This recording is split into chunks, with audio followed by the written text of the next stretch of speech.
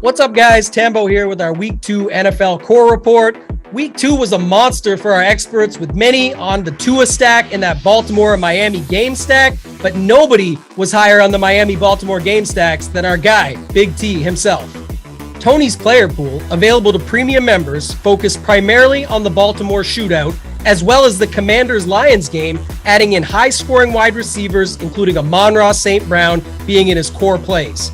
Tony had a nice day, profiting over $83,000, and our members followed suit, dominating the slate in Week 2. Nadesify hit for $1K on FanDuel. Jacob Stubbs won $4,800 on FanDuel. Trev hit for $10,000 on FanDuel, and Chimo had another monster day, shipping over $100,000. The biggest hit of the day, though, came from one of our members, Racer1A, who shipped over $150,000 on DraftKings. If you're not subscribed to our content, what are you even thinking? Go over to our RunPureSports YouTube page right now and subscribe, and go visit our homepage at RunPureSports.com to sign up for our premium content. Our members consistently crush. Congrats to all those that shared their screenshots this week. There were too many to feature them all, but drop yours in our Members Never Win channel in Discord for a chance at a future shoutout. Until next week, good luck in your contest, and let's keep running pure.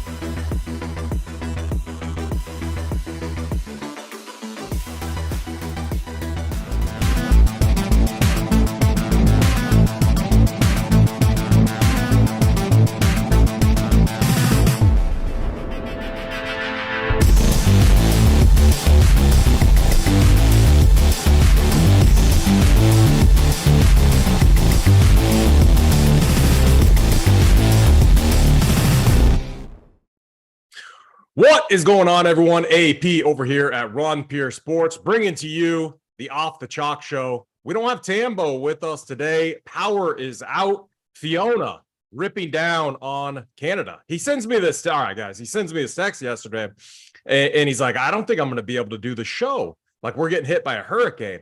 And I'm like, that's a BS excuse if I've ever heard one. A hurricane hitting Canada? Then yeah, he's right.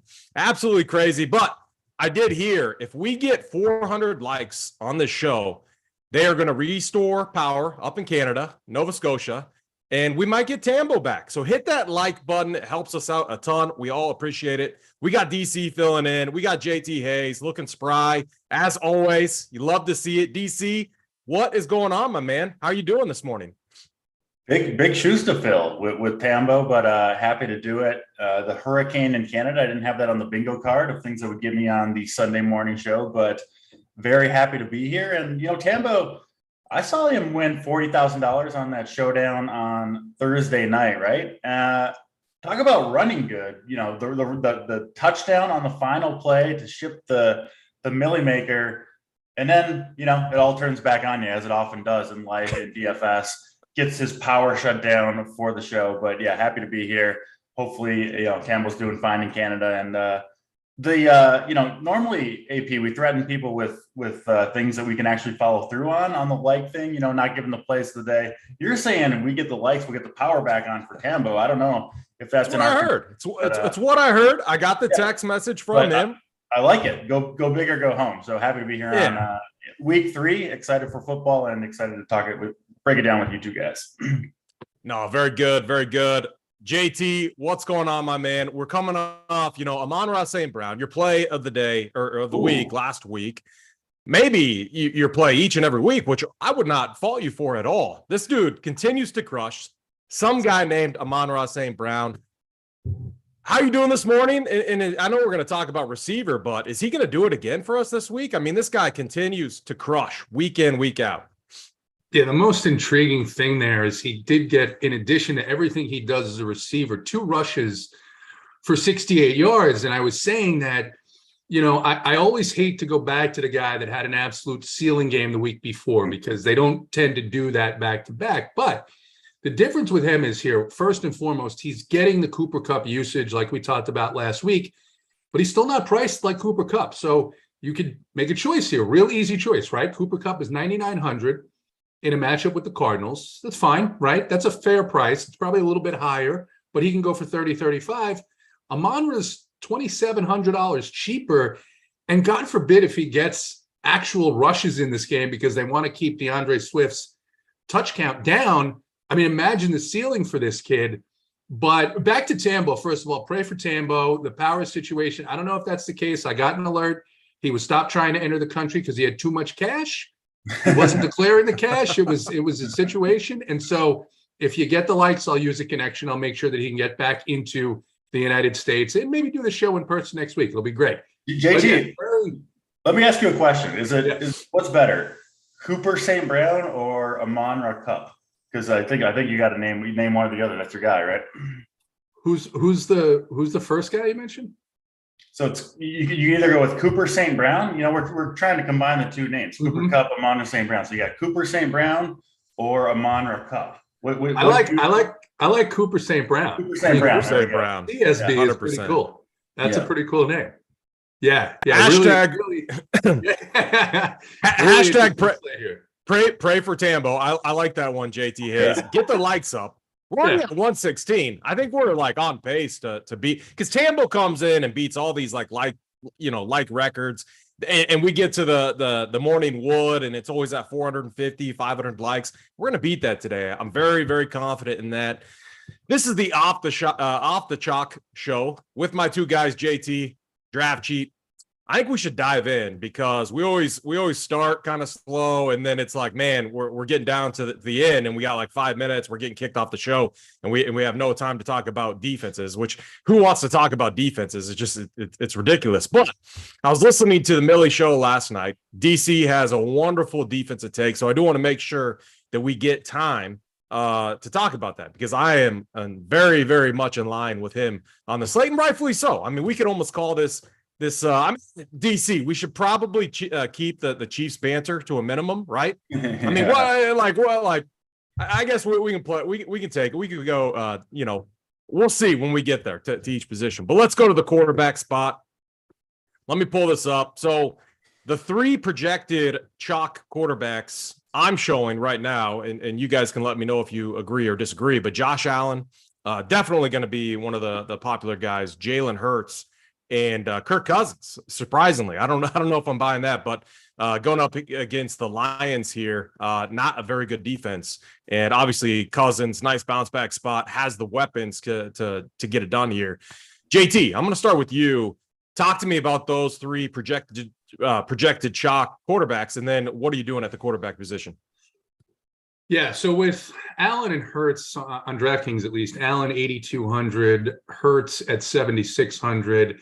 And we were just talking about Amon-Ra. We were talking about Cooper Kupp. We're talking about the receiver position, which I think is loaded today and pretty expensive. I don't feel as comfortable about many of the really steep pay down options on this slate. I think Treylon Burks is getting some traction in Tennessee. I mean, I don't know how much trust I want to put in a receiver of Ryan Tannehill in that offense with a struggling offensive line. So I think that's a bit of a challenge for me. So if you're going to play Josh Allen or you're going to play Hurts, then it's going to leave you thin at more areas than I think I want to go to today. I think Cousins has to be in play simply because it's not a night game, number one. But number two, you've got this Detroit defense. Detroit plays fast. These have been their first two games against the Eagles and against the Washington Commanders have been very high scoring, high paced, fun games. You have Justin Jefferson, you have Dalvin Cook, who this is a good matchup, but I think Cousins is in play. And then I think you can look at Derek Carr. And what's interesting to me is there's two quarterbacks that nobody's going to want to play. And I get it. But this game, even though it has a lowish total in Seattle, man, the pricing in this game with these two bad defenses is very, very interesting for this slate where you have so many priced up weapons at receiver. You plug in Marcus Mariota, you want to take a deeper shot and plug in Geno Smith. I mean, there was a game last year against the same type of offense, Jacksonville, where Geno got to 21 points, and I think it was DK and Lockett both got to 20 points. That's a very cheap stack today. We'll talk about them when we get to receiver. But if you tell me that Geno gets to 20, I'll take him, and I'll take my chances with the receiver lineup that I can build. Yeah, it is a really interesting debate. I mean, the spin down options are pretty weak, but what does it get you? What's the opportunity cost that you're going to gain in the salary savings and being able to get, some premier wide receivers on the slate? So it is an interesting debate. DC, I'm going to go over to you. So I do think, we talk about it each and every week. Ownership typically spreads out at the quarterback position. However, everyone, people, the industry is sharper now. And I do think ownership is going to consolidate around Jalen Hurts and Josh Allen. I think that they are going to command maybe a combined 35%. Do you think that's a fair number? 35, 38%, right around there? Like, I don't think. So what do you do? Like, what are you doing at the quarterback position this week? We have a spot where potentially, Mahomes maybe 5 to 7% owned. I mean, he could, put up 4 or 5 touchdowns against Indy. But what are you doing at the quarterback position this week? Yeah, I do think 30 to 35% owned combined for Allen and Hurts. I think it'll be close between those two guys. I do think those are the two best plays. Playing cash games, those are the two guys in consideration for me.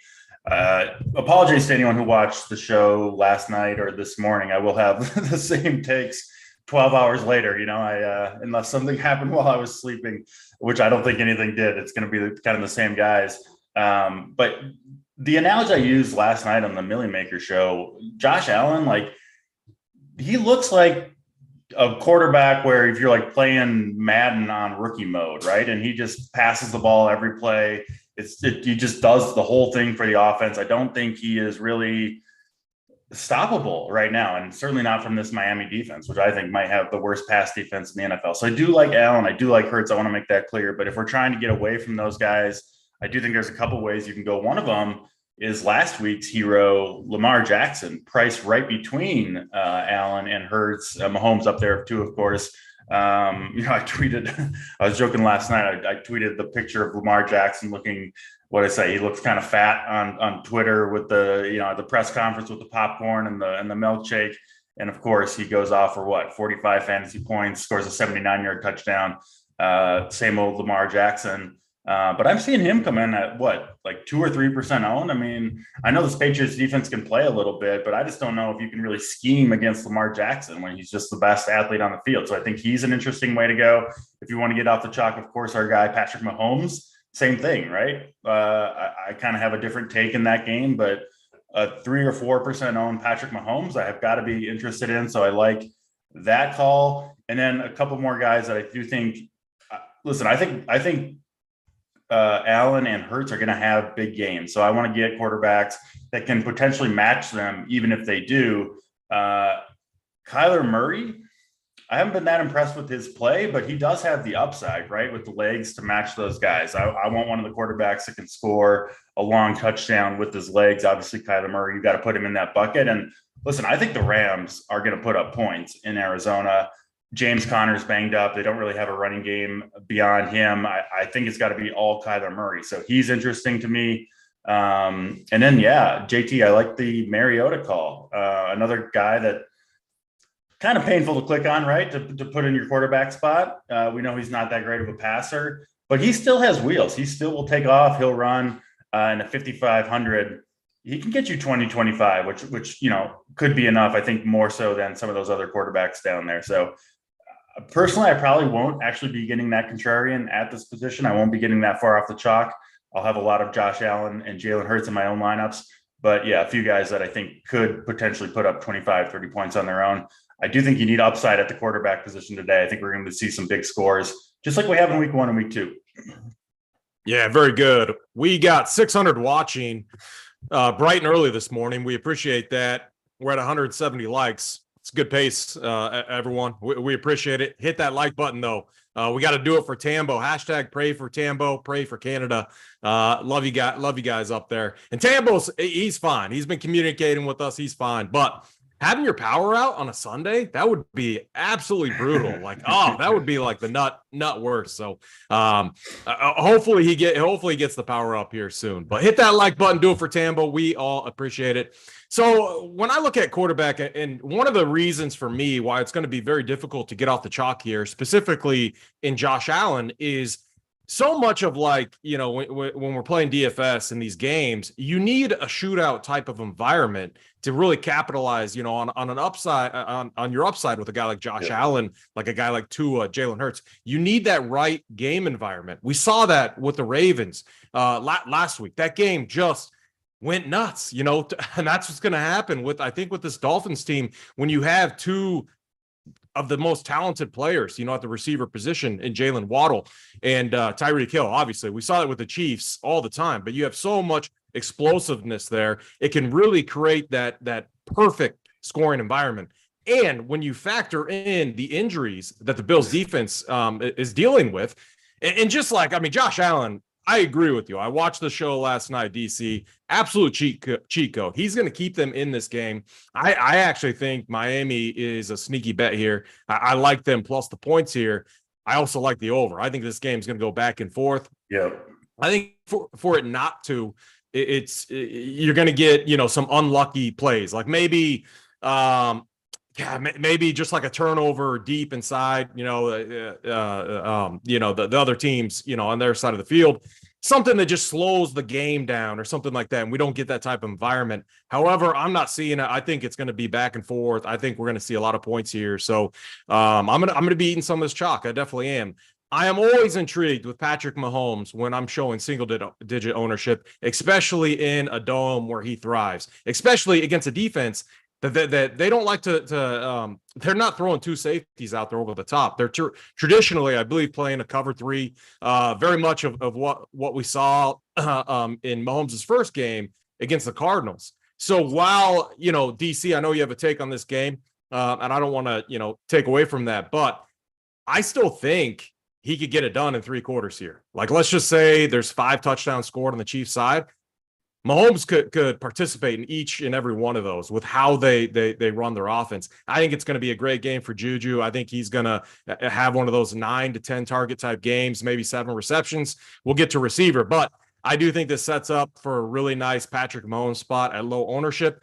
And one of the things I love to look at is how can we stack this? How do the stacks look? The Chiefs receivers are very cheap, so you can stack this up many different ways. You can go Kelsey, obviously, but MVS, Juju Smith, even McCole Hardman, whether you like them or not, very, very cheap. So the other problem with that is very difficult to do if you're only running one lineup. I'm multi-entering this slate, so it allows me the ability to stack this up many different ways.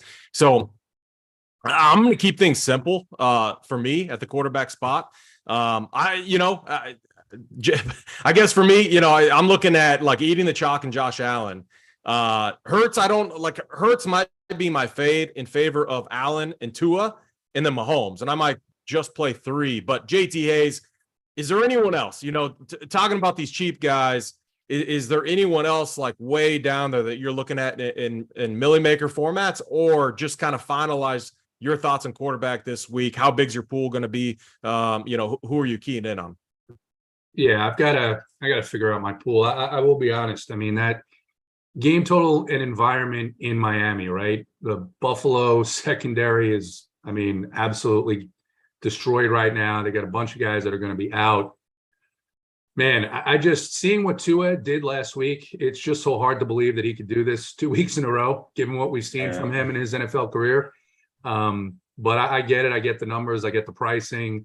I do think that game's a little hard to stack up just because of the pricing there. So, but yeah, no other quarterbacks. I think the wildest I'm going to get is a few lineups with one of either Geno or Mariota and some pieces from that game to fit in the higher price receivers that I really like. Yeah, very good. DC, any final thoughts on quarterback, or should we move to the running back position? No, I'll just add my plan at the beginning of the week. I start the football prep pretty early, was to actually play the Bills defense because I'm just not, or wasn't at least, totally bought into Tua. But then the Bills lost their entire secondary, which is exactly what happened and led to the shootout last week. That's what happened to the Ravens. Their secondary goes down. They couldn't cover the Miami speedsters, Tyreek Hill, Jalen Waddle, those guys running free in the secondary. I think the Bills had a chance to shut them down. I think the Bills actually had the most talented defense in the league, but Not today, they don't. And it's, they're going to be plugging in rookies, guys who wouldn't have seen the field today are going to have to play every snap out there.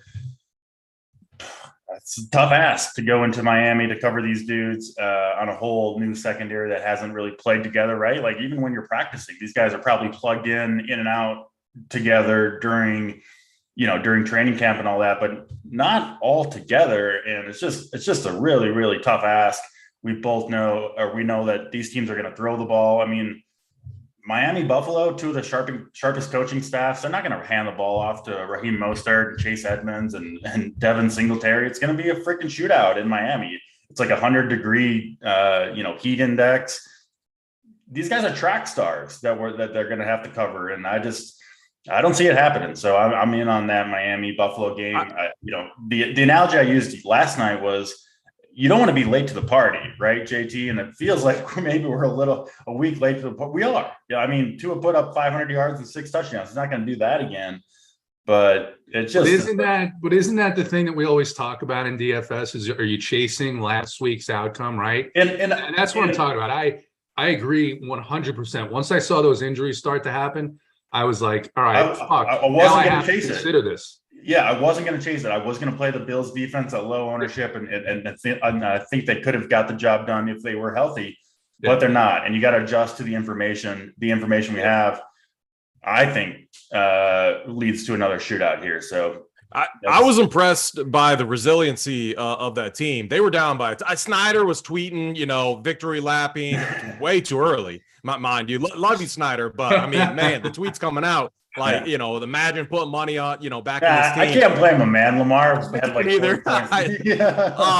But man, you got, Tyreek Hill. He was on a winning, he's a Super Bowl winner. He's a championship mindset. Like a guy like that on your team.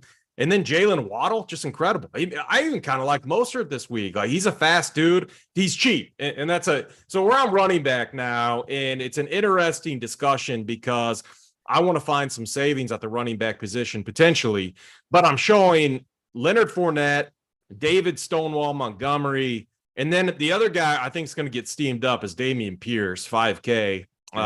Appears to be getting, the full running back carries now with sexy Rex Burkhead. He had no production in that last game. So hopefully they keep Burkhead on the bench and they let Dameon Pierce do his thing. But JT, I'm going to go back to you. What are you doing with these projected chalk running backs? And then how are you getting different this week? Yeah. So let's start once again. I mean, the likes were going up and then they went down a little bit. So, I mean, first of all, hit the like. And then, by the way, if you love Tambo and you're a fan, and how could you not be, get on Twitter at RunPureSports, #PrayForTambo. Let's get that trending this morning. Poor guy, where is he going to watch the fucking games? He can't even watch the games. My heart is breaking because I want to watch every single game on this slate. AP, the Tampa Bay situation is really intriguing here because you've got Evans suspended, Godwin is out, Russell Gage and Julio Jones are questionable. So if those guys miss, you're looking at Cameron Brate, Scotty Miller, maybe they activate Kyle Rudolph from he's just not activated yet. The retired list. Yeah, exactly. And then you say, okay, you got a team in Tampa Bay that struggled mightily with offensive line play, and the best play on the slate, or one of the highest owned plays on the slate, is going to be the running back on this team.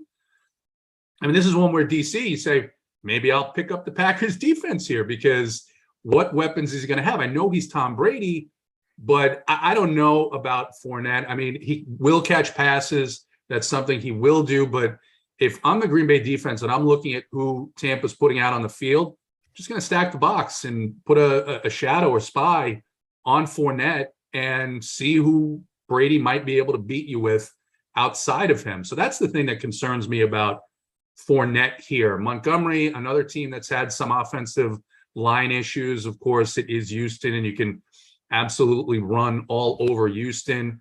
A couple of guys that aren't getting mentioned that I like here a little bit. Miles Sanders at just 5.5 for the Philadelphia Eagles. Touches are up and looks like he's healthy. And we saw DeAndre Swift and Amon-Ra St. Brown last week run all over this Washington team. I think Philly should win this game pretty handily. I mean, I was pretty impressed with their defense, and it is Carson Wentz. I think you have an opportunity here with Carson Wentz not in a dome against the poor defense to show some serious week-to-week regression. So I like Miles Sanders a little bit here. Dalvin Cook, we talked about a little bit before the show that maybe this is a week where he can get back on track. And then I'm going to do it. I'm going to throw out this wild play because I was looking at this earlier in the week, and it's a team that, we don't often like to target the running backs. The situation hasn't been great so far this year, but when it changes pretty quickly. And the Seahawks love Rashad Penny. Rashad Penny is 4.9K. And against this Falcons defense, if he gets 20 touches, he could be the guy that allows you to fit in all of these higher priced wide receivers and maybe your higher priced quarterback. So he's a play that's intriguing to me. I know there was talk of him being in a split, but I think that might be just game script. They got absolutely wrecked by San Francisco last week. And this is one of the softest defenses the Atlanta Falcons are against the run. And then on the other side of this, Cordero Patterson, he's pretty much I would say he has been the main weapon on the Falcons. It's now Drake London has gotten touches, but he's just 5'8", so pay downs there. Yeah, I like that. Penny, like if you're just like a box score lurker, I mean, you're not going to be impressed with what you've seen from him, but you got to keep in mind the game, the last two games, they got absolutely beat down by the 49ers. And so, I mean, could be a better spot for him. 4.9. I'm looking for salary relief at the running back position. I want the high price receivers. DC, let me kick it over to you. So Leonard Fournette, David Montgomery, and then I think, as far as like higher priced running backs go, I do think Dalvin Cook, Joe Mixon could be in the mix to get some ownership. But I do think the cheap guy that gets steamed up is Dameon Pierce. Give me your thoughts on some of the chalk here, and then what are you doing to get different? Yeah, this is my least confident position. I almost feel a little stuck here, to be honest. We talked about quarterback. Like, I'm personally not moving off the Buffalo Miami game stack. Josh Allen, Stephon Diggs, Jalen Waddle, and or Tyreek Hill. But those are expensive players, right? If you start your lineup that way, you almost have to find some value at running back. It's a salary-based game. You can't, roster the highest price guys at every single position. But then, you talk about the guys that are going to be chalk here. They're scary plays. Leonard Fournette, for all the reasons JT mentioned. I mean, this Tampa Bay offense, they've looked pretty bad through 2 weeks. Fournette's dealing with a hamstring injury. I mean, probably good to go, but also maybe pushing through it because they absolutely have to have him. Their whole team is injured, right? So he's got to kind of give it a go. That makes me a little bit nervous, especially when we know. I mean, I feel very confident Leonard Fournette's going to be the highest owned running back on this slate. So anytime you can identify the chalk for sure, and it's Leonard Fournette, it makes you nervous. I do think he's going to get a ton of work if he can, stay healthy, get through the game. But man, like JT said, if you're Green Bay, what are you doing in this game? You're bringing pressure up the middle, right? Not only to get to Tom Brady, but to stop Leonard Fournette. It seems like a pretty easy game plan. Make Scotty Miller beat you on the outside, right? See if you can get it done. So that makes me nervous. I'd say the same thing about David Montgomery. I mean, which offense in this league do you have less confidence in than the Chicago Bears? Maybe none. And now we're talking about a non-explosive player in David Montgomery who doesn't catch a ton of passes as the chalk running back. And that makes me nervous. I do like both those guys. I will have exposure to both, but it's not like they're some slam dunk plays, right? Of course, these guys can fail. And anytime you can identify, pretty easy reasons why the chalk could fail, you're probably wise to go a different direction. So like I said, I'm a little bit torn on this position. I do like Joe Mixon, Dalvin Cook. These plays make sense to me. I think you're right about Dameon Pierce, AP. I do think he's going to get steamed up, but I will second the play on Miles Sanders. I think he's not going to be unowned. I think he's going to be 9-10% owned, something like that. He makes a lot of sense to me. If you look back at what he's done on this Eagles offense just over the last, 3 or 4 years since he's been in the league, an extremely efficient rusher. I think he's over 5 yards per carry. over the course of his career. Now he's on the best Eagles offense that they've had. I mean, I'm a believer in this Eagles offense after what we saw, especially on Monday night. And of course, in week one, what do you get? 13, 17 carries in those two games. Awesome offensive line. And the Commanders so far through two games, small sample size, they're giving up 7.5 yards per rush. I think it's 42 rushes, 315 yards they've given up. I think Miles Sanders can run all over this team. And the thing that was encouraging to me for a Miles Sanders play today, when they were salting the game away in the fourth quarter on Monday night, it was Miles Sanders who they were giving the ball to again and again, right? You could see them maybe going, or I could have foreseen them going to Boston Scott or Gainwell in that situation, but they didn't. I think the Eagles have the potential to run away with this game against the Commanders. Potentially, right? 20, 25 Miles Sanders carries, 150 yards and a couple touchdowns. I don't like playing running backs in the timeshare, which Miles Sanders is. And I don't like playing running backs on a team where the quarterback can run it in from the 5-yard line, which Jalen Hurts can do. So those things make me nervous, but I think he's going to get his work. I think he's going to be efficient, and he's capable, right, of busting off a long run. He's still got kind of that, the youthful energy, the breakaway speed that I like to target at running back. So he's kind of a one way to get off the chalk. I'll mention one more guy who's going to be actually same game, and I think maybe sub 1% owned, is JD McKissick, who of course will not start the game. He'll work behind Antonio Gibson, but I think the Eagles are going to score with ease and often in this game. He is the passing down back, the third down back. I think McKissick could potentially be out there for most of the second half, honestly. I just don't think the Commanders are going to have the luxury of going to the running game here, which is what you want for McKissick, right? He's a pure pass catching back. But I mean, we've seen it over the last couple of years. He can catch 7, 8, 9 passes in a game, especially in a game that I think they're going to be trailing. And yeah, I mean, we've seen Carson Wentz, he's thrown to the running backs. McKissick has caught all 10 of his targets, 10 of 10 through 2 weeks. Antonio Gibson has also caught a bunch of passes. But if it's McKissick on the field, obviously all that work is going to go to him. So he's kind of the super contrarian play I'm looking at. Yeah. And then, I mean, so another thing, it's going to be very important.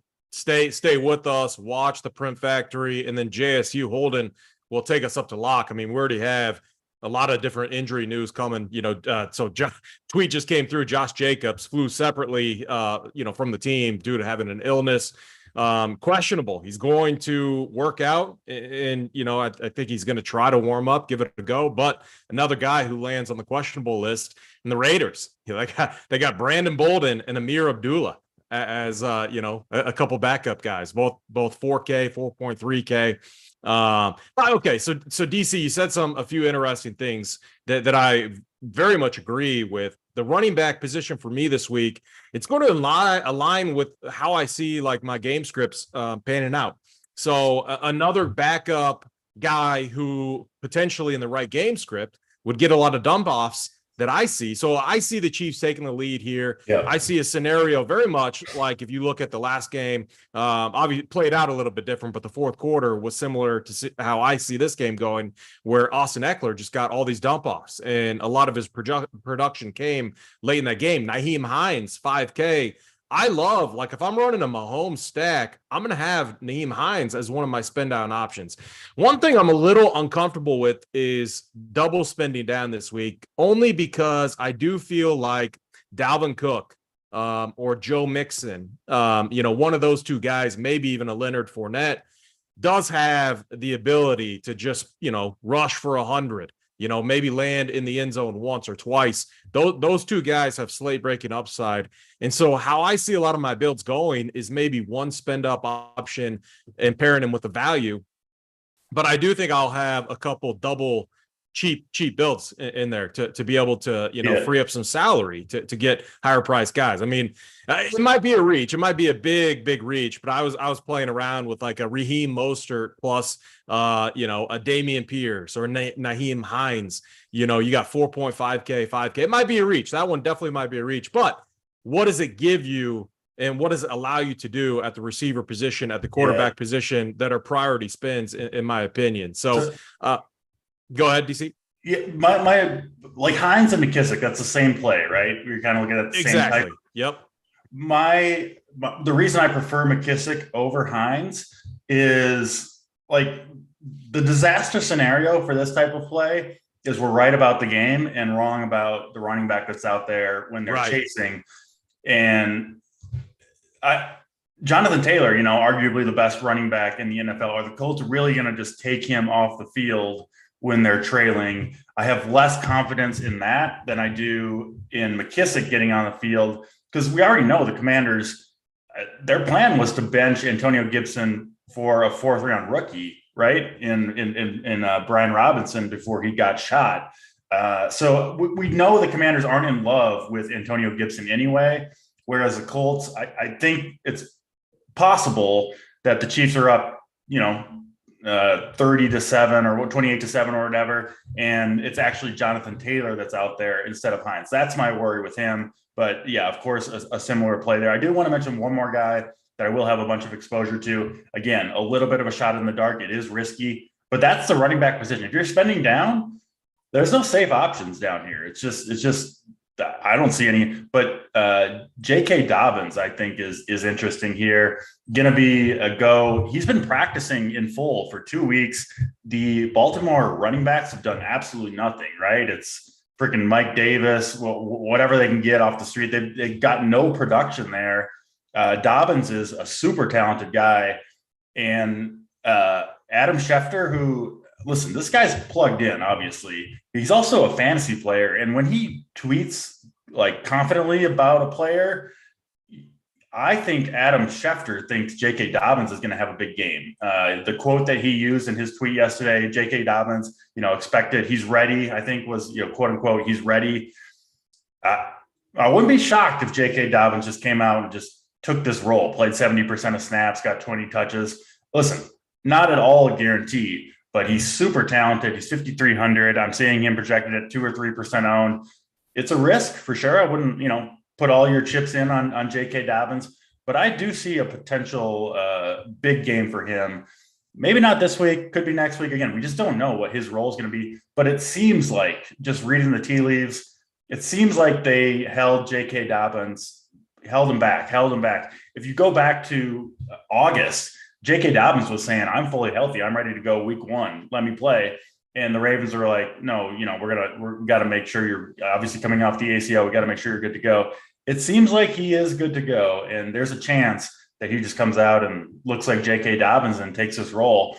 If that's true, and I think there's a possibility of that, he's an absolute bargain at 5,300 and especially 2 or 3% owned. So I did want to mention him. Yeah, I was watching the show last night, you and Snyder talking about him. I like that call because the one thing we know the Ravens love to do is run the ball. And that's has been one of the missing pieces on their offense outside of Lamar Jackson breaking off, 70-yard runs to the house.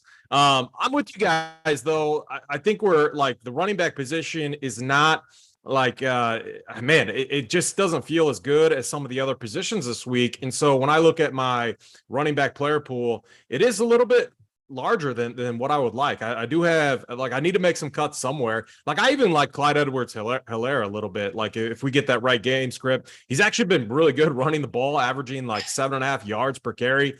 The problem is the volume, and just it's like the Chiefs offense is so unpredictable right now, but we've already seen him have a 2-touchdown game. That is in the range of outcomes for sure. And he's not going to be owned. He's always 2 to 3% owned. Yep. And so at 6.3 K over on DraftKings, if he has one of those games where he houses one, or he just, they get those gimmick plays where he gets two into the end zone, he's going to be a million maker type of play that you want in your lineup. So, and he's a very nice pivot right off of Fournette. Sure, Leonard Fournette, the workload his workload is far more defined than CEH. And so, there's a greater probability his projection is going to be that much better than CEH. But you get a ton of leverage, and he's a naturally really nice pivot off of him, and you get exposure to a 28 team total. So, real quick, JT Hayes, do you have any so one guy we didn't talk about was Christian McCaffrey. I think I might be done with him. I didn't play him week 1. I went to him in week 2, but I think I'm just moving off. I don't trust him in this offense. He doesn't mix too well there with Baker Mayfield. But any final thoughts on running back, Christian McCaffrey, any of these other guys? No, I mean, McCaffrey, it's simple for me. I mean, for the reason you said, right? You don't trust the Baker Mayfield offense. That coaching staff has not been very creative at all in terms of using him. And I just feel that the high-priced wide receiver plays are much, much, much safer than McCaffrey. Yeah, very good. Let's move on to receiver. But first off, we got almost 1,000 watching. We're at we're almost to 300 likes. The goal was 400. Tambo's power turned back on, hopefully. And yeah, let's get those likes up. We appreciate it. Do it for Tambo. Hashtag pray for Tambo. Hit up Twitter. Tag him. Do whatever. Let Tambo know you're thinking about him. Let's go to the receiver position, which I think is going to be a priority position this week. One last note, too, and it mixes in. Last week, I felt like there's so many good running back plays, and running back ended up sucking. This week, running back just feels like it's kind of a guessing game, and then watch these running backs smash and watch these receivers suck. I don't think that happens. I mean, it's a wide receiver league for sure, but ownership-wise, the projected chalk is obviously Stephon Diggs. Then we have Mac Hollins, who is 3.3K. And I mean, man, these cheap receivers that end up chalk seem to have a very, very high bust rate. So I'm gonna love your guys' take on that. And then Cooper Kupp and Amon-Ra St. Brown, all right there, all projected to be chalk. JT, let's go over to you. What are you doing with these projected popular receivers? And then how are you getting different this week? Yeah, that excites me because it means that I'm going to get Devontae Adams and Justin Jefferson at very, very low ownership. I like those two plays. I like Jalen Waddle in the Miami game. I mean, I think that, he's he was the slot guy getting those opportunities over the middle. And we talked earlier about that Buffalo defense. And I mean, there's a bunch. St. Brown is great. Jamar Chase, nobody's talking about against the Jets defense that, gave up 28 points to the Browns last week. So if Jacoby Brissett and the Browns can get it going against the Jets, then I have good faith and confidence that Joe Burrow and Jamar Chase and as well Joe Mixon, who you mentioned, can get it going. So there's a lot of guys here that I like, but I do probably have my boldest take here is one of these Seattle receivers is going to go bonkers against this Atlanta secondary. And my bet is on DK Metcalf. He's been forgotten about. And like I said, I think DK Metcalf 6,100 on DraftKings and Lockett is 5,800. So when you look at pricing, it's just so easy to fit. On the other side, Drake London, 11 targets last week. He's in the 5K range. So there's a lot of very, very good pay down options on this slate. And AJ Brown, I think, and I agree with DC. I think this Philadelphia offense is going to have a day here. So I like AJ Brown. He's another priced up guy in the 7K range, but getting the targets, building that connection with Ertz, I think he's in a very, very good spot today against the Commanders. So just looking at that, JT, like Geno Smith 5K, I got the heat map up and I gave him a Millie Maker play tag. And what I'm looking at here is if you play him and just you play him +1, maybe the +1 is Metcalf at 6'1" or Tyler Lockett at 5'8". And then you move off this game. You don't have to run it back. Maybe you run it back with Kyle Pitts 4'8". Actually, I think that's it. So it's Geno Smith +1, run it back. That's a really just standard primary stack there. You have all the salary in the world to get now.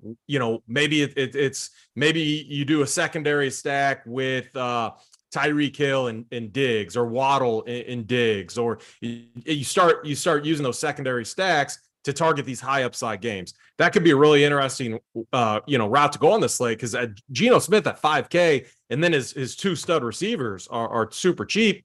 It's interesting. You don't need them to do a lot because of what you're getting in salary savings and going elsewhere. So I think that's really, really interesting. DC receiver position. So, talk a little bit too about these cheap guys like Mac Hollins, who's going to be 19, 20% owned, well, which is kind of wild to me. Absolutely wild. 3-3. The cash guys are going to absolutely love him. What are you doing with the chalk receivers, and how are you getting different?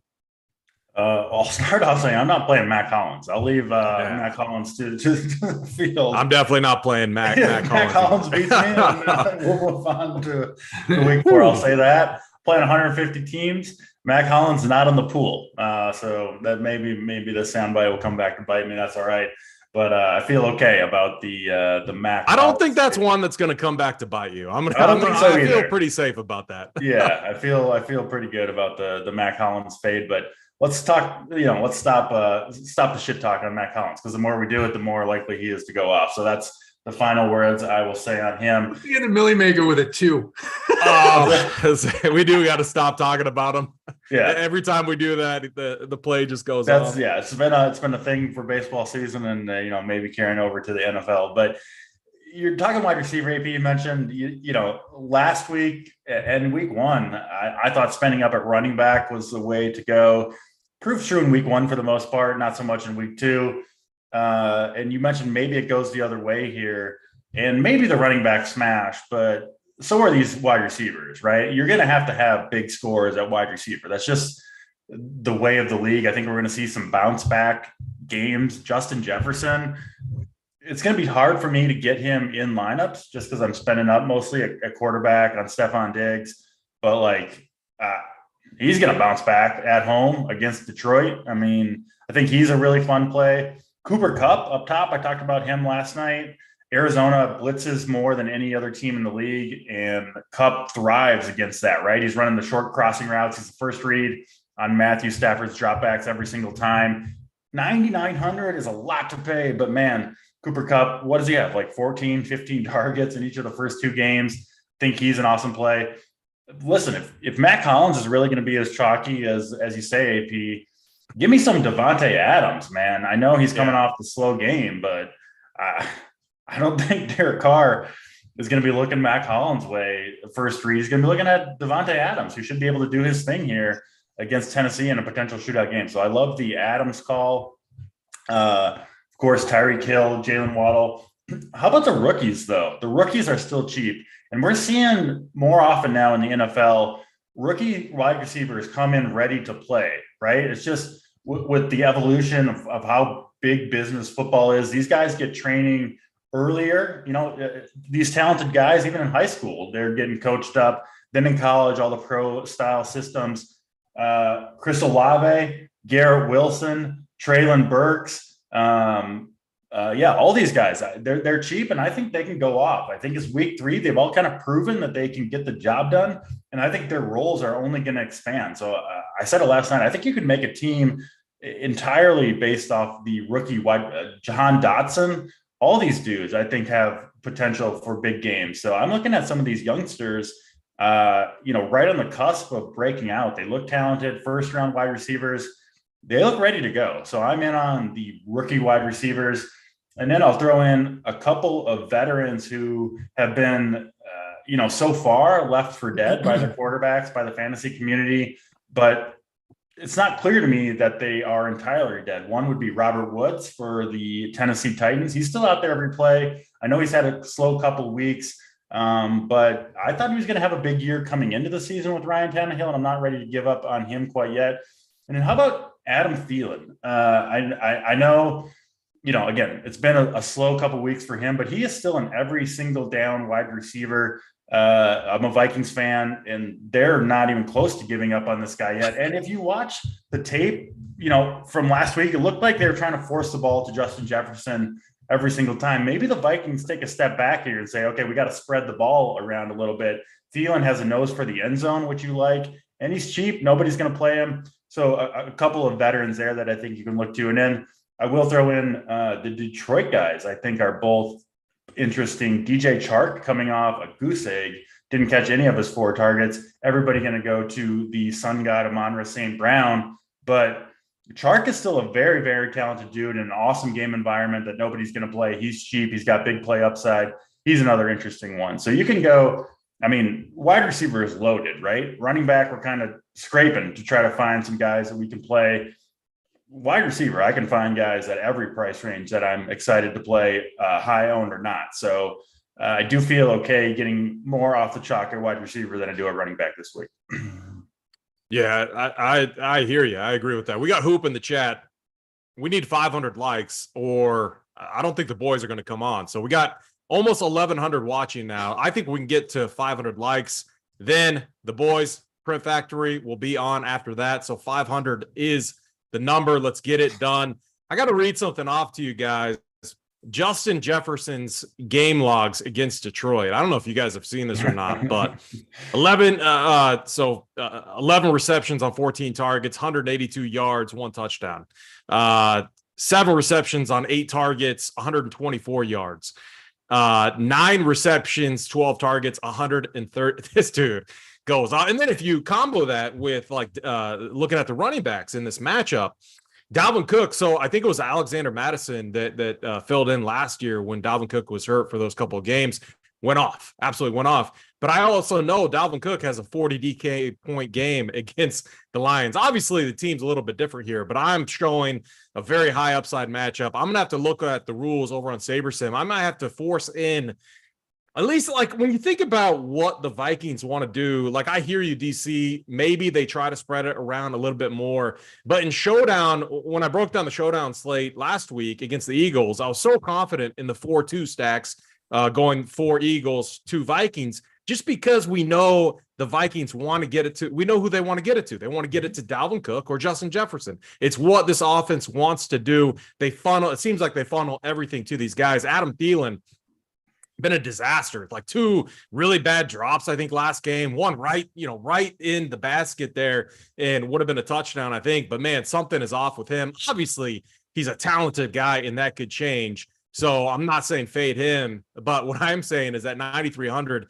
Justin Jefferson could go overlooked in that stat line. I mean, what could you see here? What's his upside? Like exactly what we've seen, 182 yards, maybe 2 touchdowns. It's high. Upside is a lot higher than that. His upside is like 270 yards on like 14 catches. I mean, the dude is, I think, the most talented wide receiver in the NFL.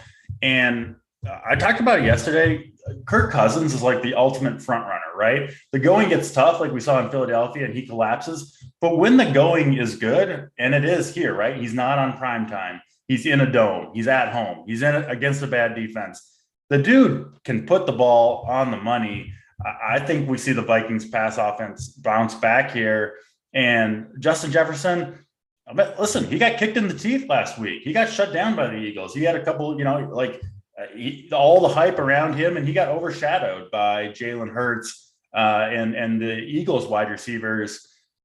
You don't get to be the best in the world at something without picking yourself back up when you get knocked down in a week. And that was Justin Jefferson last week. You have to expect him to bounce back in a big way. This is like the perfect bounce back spot, honestly, for Justin Jefferson. I'm going to have less of him than I wish I did. He's kind of the one guy that I'm like, I got to get off some of these Josh Allen stacks to get in more Justin Jefferson. He's the guy that I want, that I think at this price range can absolutely go nuclear. I'm expecting a big game from him. It's just hard to fit him in with Josh Allen stacks is my problem. Yeah, I agree. So one guy actually, the stat line, this other guy, so Amon-Ra St. Brown, when he played, they did limit the big plays. He was 8 for 12 targets, 8 receptions, 64 yards, but he got in the end zone. So the stat line DFS wise was very good. But JT Hayes, this is your boy. I don't think you mentioned him. I know we talked about him earlier on the show, but what are we doing? Are we on him? Are we not on him? I mean, you are the Amon-Ra St. Brown truther, the first person ever to tout him, to recommend him. We're going back to last year. No one knew who he was. Some guy named Amon-Ra St. Brown, the sun god. 7-2. Good matchup. You think a good matchup. Are you doing it or not? Are we going back to him? What are we doing? Look, I love him, but I want to start. This is why, for everything that you guys were just talking about with Justin Jefferson, including the letdown last week, being shut down by Philadelphia, he gets the polar opposite matchup now against this Detroit defense. And I want to start my lineups with Devontae Adams and Justin Jefferson. Love it. Yeah. And that means, sadly, I can't get to my guy, Amon-Ra St. Brown, this week And one of the things we talked about, right? They were looking last week to limit DeAndre Swift's touch count. And so they gave Amon-Ra 2 carries. And what's he do? He bounces off for 68 yards in those 2 carries. I mean, again, it's a tough decision, but I think this is a week where Amon-Ra does well, but he doesn't go for the 35 to 40 that Adams and Jefferson are going to go. Yeah, very good. My quick thoughts on receiver. I'm 100% in line with you guys. I do think Juju Smith-Schuster at 5.5K is one of the best. Just you could play him, by himself as a one-off. I think the same for MVS as well. I just think when you look at the Chargers, and man, the Chargers might have one of the best, if not the best, defense in the NFL. I mean, this defense is incredible. And the Chiefs, they were lucky to get that win. Very, very lucky. I mean, you take that win and you run. You absolutely sprint. And so I'm not really worried about that game. I think this is going to be a much better matchup for Juju. I think at 5.5K, he's kind of one of those mid-tier guys where you can put him, fit him in there, avoid the 3K cheap guy that everyone's going to go to. And I don't think it hurts you too much. And I think his upside is much larger than what we all think. I think a realistic stat line is maybe 7 or 8 catches, maybe gets 100 yards and a touchdown. I do think the touchdown's coming for him. We know the Chiefs are going to put up touchdowns. We know Patrick Mahomes is just a machine, especially in the dome. You have to think 1, if not 2, are coming for Juju and MVS here today. So I'm going to be very, very over on those 2 guys. Not in the same lineup. I'm going to mix and match them. The only way I'd play them in the same lineup is if I'm double stacking them with Mahomes. But yeah, I'm definitely big on the Chiefs receivers, obviously. But let's get to the tight end position. We got 9 minutes left. Projected chalk at the tight end position is Big Irv Smith coming in at the highest projected own, and then Tyler Higbee and TJ Hawkinson. So very interesting that, Kyle Pitts is way down there. And then also Travis Kelce, I'm not seeing him up there either. So that has to do, arguably due to his price, 7.9K, people favoring the receivers in that same range, rightfully so. I don't, blame anyone for that. That's definitely going to be what pushes ownership down. JT, I'll go right back to you. What are you doing at the tight end position this week? Yeah, it's tough to get to Kelce. Obviously, if I'm starting my lineups with Devontae and JJ, it's real tough to get to Kelce. Kyle Pitts should be unowned. I mean, he deserves to be unowned with the way that the Falcons have been using him. I do like the spot. I like the spot. His price, 4,800. One of the teams I made with JJ and Adams, it has Geno at quarterback, and I don't love that, but the run back is Pitts because it was Drake London that got all the attention and targets last week.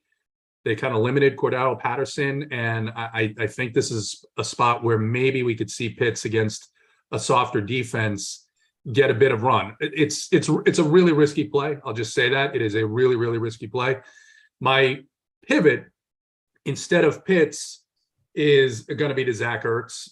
Zach Ertz has that connection with Kyler. He's now fully healthy. He should be getting all the snaps at tight end for Arizona, and he's just 4,500.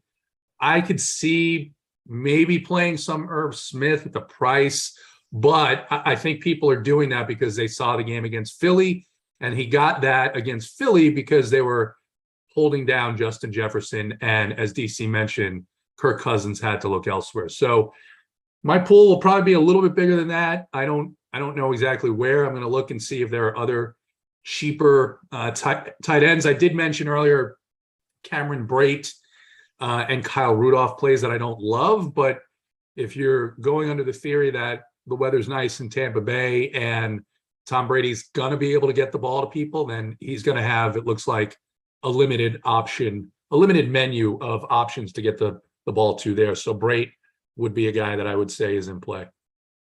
All right, very good. DC, TJ Hawkinson, Zach Ertz, Kyle Pitts, projected chalk tight end plays. What are you doing at the tight end position this week? Yeah, I do like the chalk guys. I mean, Irv Smith, came back after the slow week 1. He had the injury in training camp. They kind of eased him in week 1. And then obviously you saw week 2, dropped the long touchdown pass, 60, 70-yard touchdown pass, easy.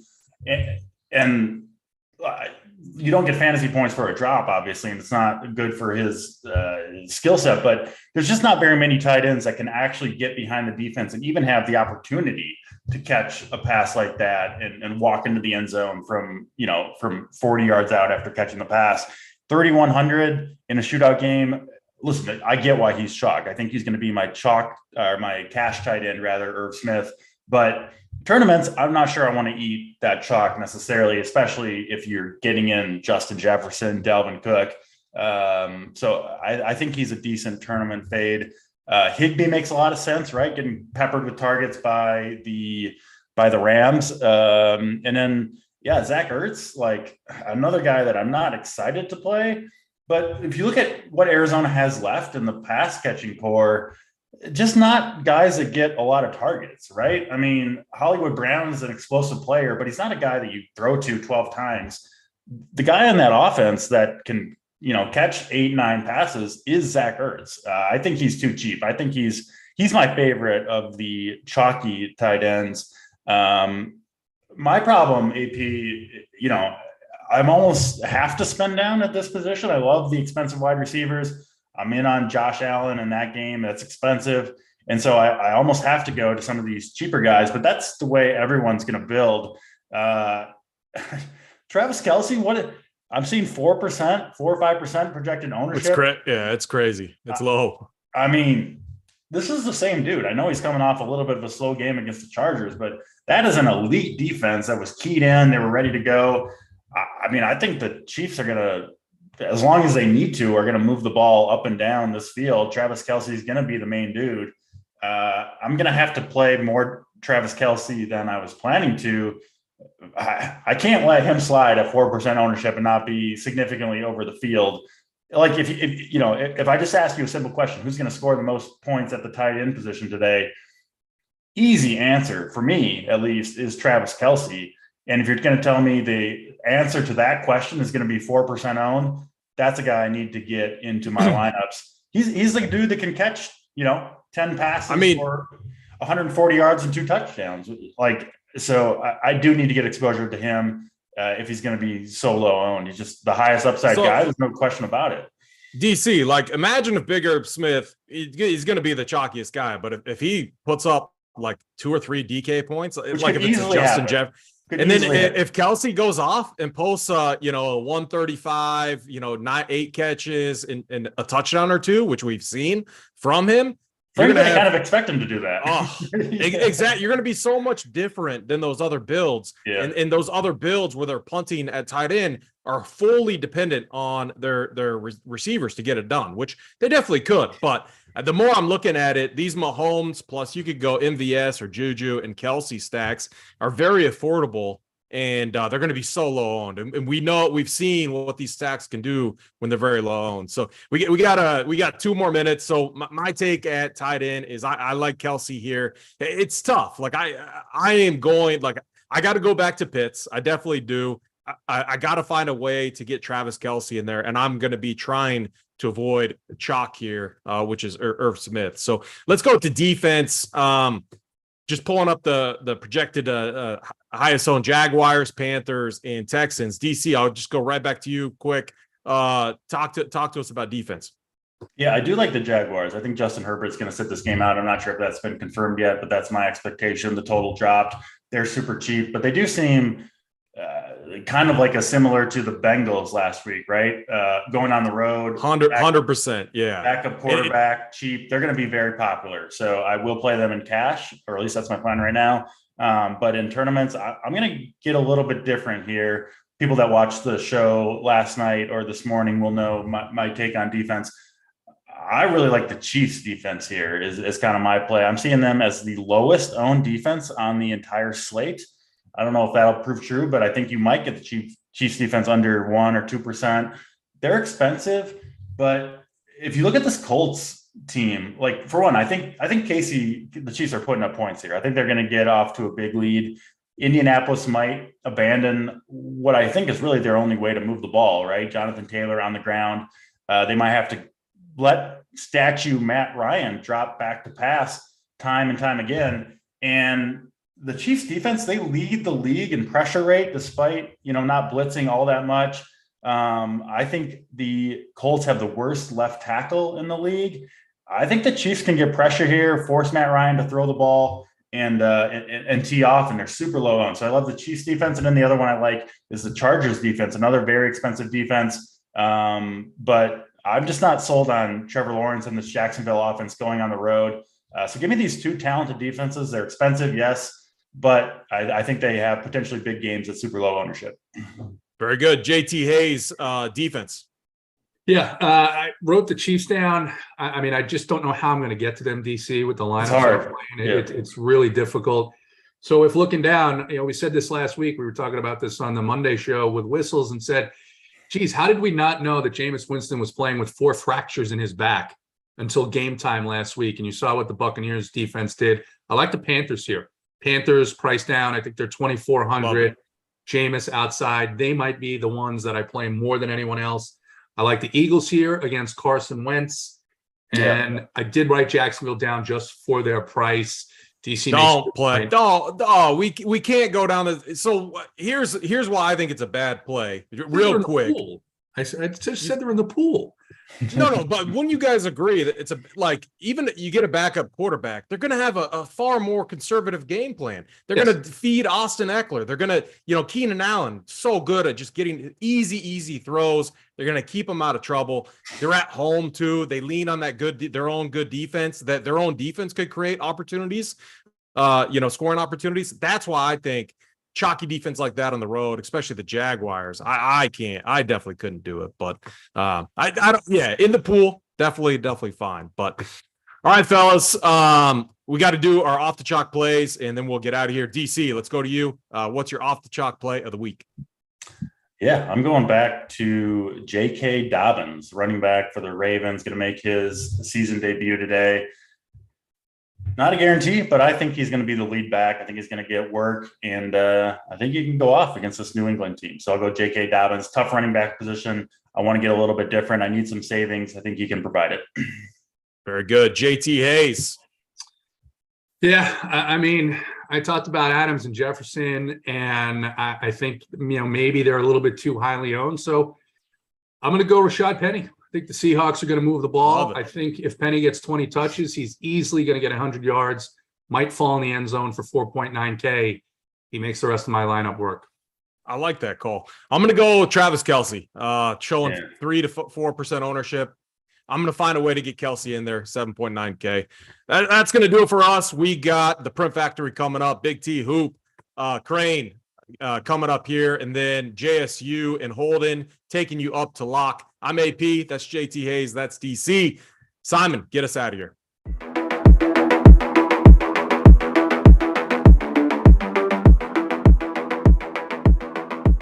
What's up, guys? Tambo here with our Week 2 NFL Core Report.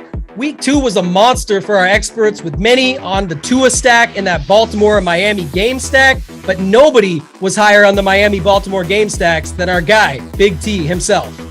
Tony's player pool, available to premium members, focused primarily on the Baltimore shootout, as well as the Commanders-Lions game, adding in high-scoring wide receivers, including Amon-Ra St. Brown being in his core plays. Tony had a nice day, profiting over $83,000, and our members followed suit, dominating the slate in Week 2. Nadesify hit for $1K on FanDuel. Jacob Stubbs won $4,800 on FanDuel. Trev hit for $10,000 on FanDuel, and Chimo had another monster day, shipping over $100,000. The biggest hit of the day, though, came from one of our members, Racer1A, who shipped over $150,000 on DraftKings. If you're not subscribed to our content, what are you even thinking?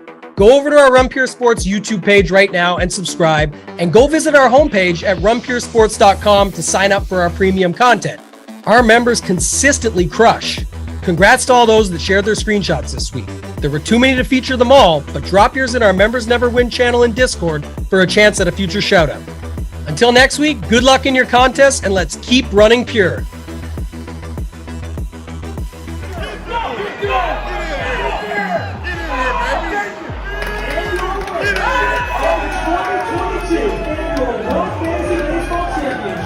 With a score of 242.7, taking home $500,000. Big team, 4-4.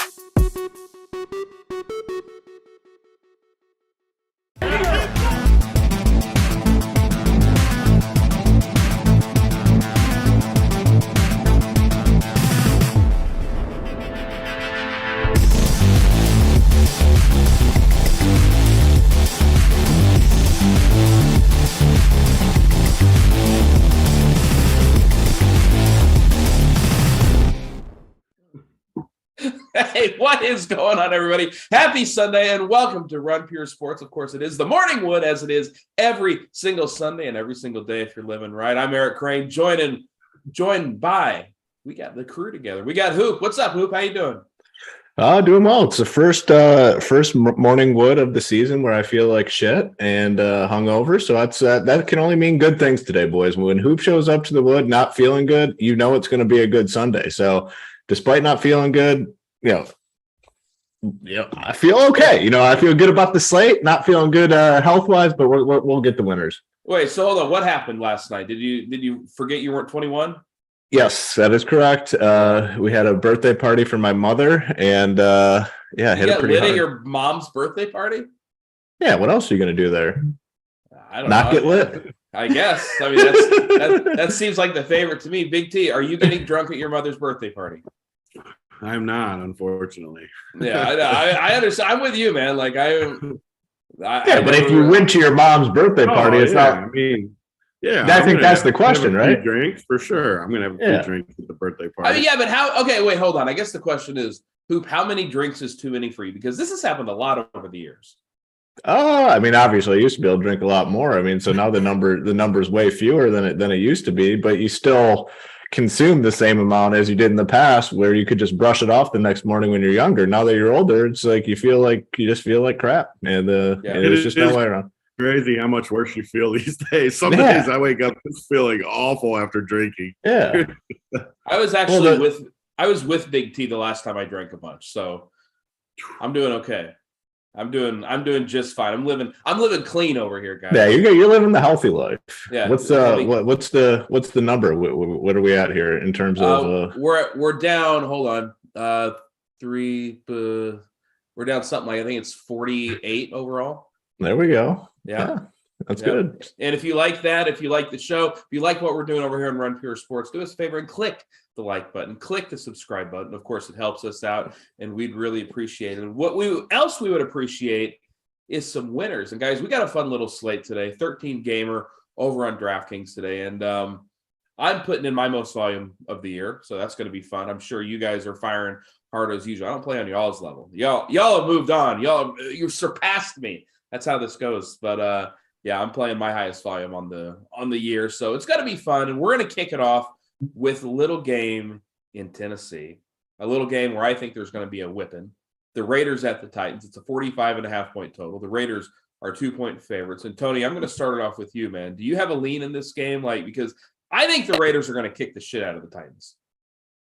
Yeah, I kind of think the Titans are very overrated too. Well, maybe not even overrated anymore. I'm not sure if people think they're good, but they were the 1 seed last year. I just haven't liked them this year. It's been good fading them, especially last week. What was it? The 2-gamer I think they were on. But yeah, I'm with you. I'm not like super in love with the Raiders either. I was hoping Jacobs would sit. Now it looks like he's going to play for sure, but yeah, like it would have been nice to get one of these running backs super cheap. I don't know what I like though in this game. I do like the Raiders. Devontae's obviously a good play. Waller's a decent play, but Mac Hollins, I mean, chalk Mac Hollins at 3,300. Those are the plays that I never really play. I don't know. I mean, you can play him in cash and for his floor, he'll probably get you like 10, 12 fantasy points. 3,300. So in theory, that's a pretty good play. But I've moved on to Crain's strategy. We're on to bigger and better. 47X, baby. I can't get 10 from Mr. Mac Hollins. Yeah, so Mac Hollins. Why not play the running game here?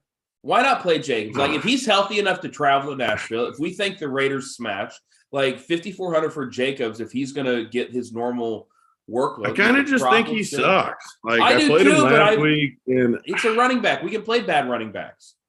I mean, I'm okay with it. I definitely don't hate it. I just, man, he hurt my feelings last week. I think that's what it is. He hurt my feelings last week, and when they hurt my feelings, I don't like coming back with them. I mean, yeah, Tony, have you never had a girl that's hurt your feelings and you gave her another chance? I mean, only if she begs.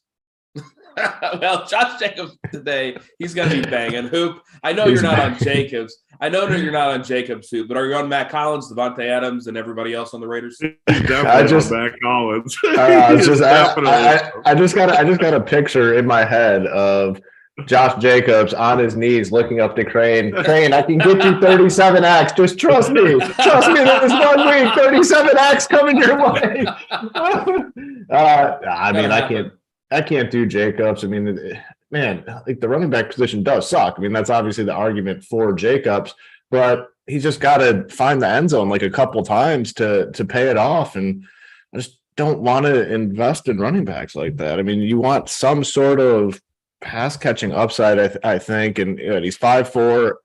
They have a bunch of other running backs too, so I think there is concern for him. The Matt Collins thing, I mean, a lot of people are going to go there because there's really not a ton of value on this slate. So I guess it kind of depends how you're building out your teams. Like, I'm not going to take him out of my player pool. If you're playing cash games, he probably is the guy that makes everything work for those lineups. And even if he does get you, 2 fantasy points or something stupid like that, you're still fine.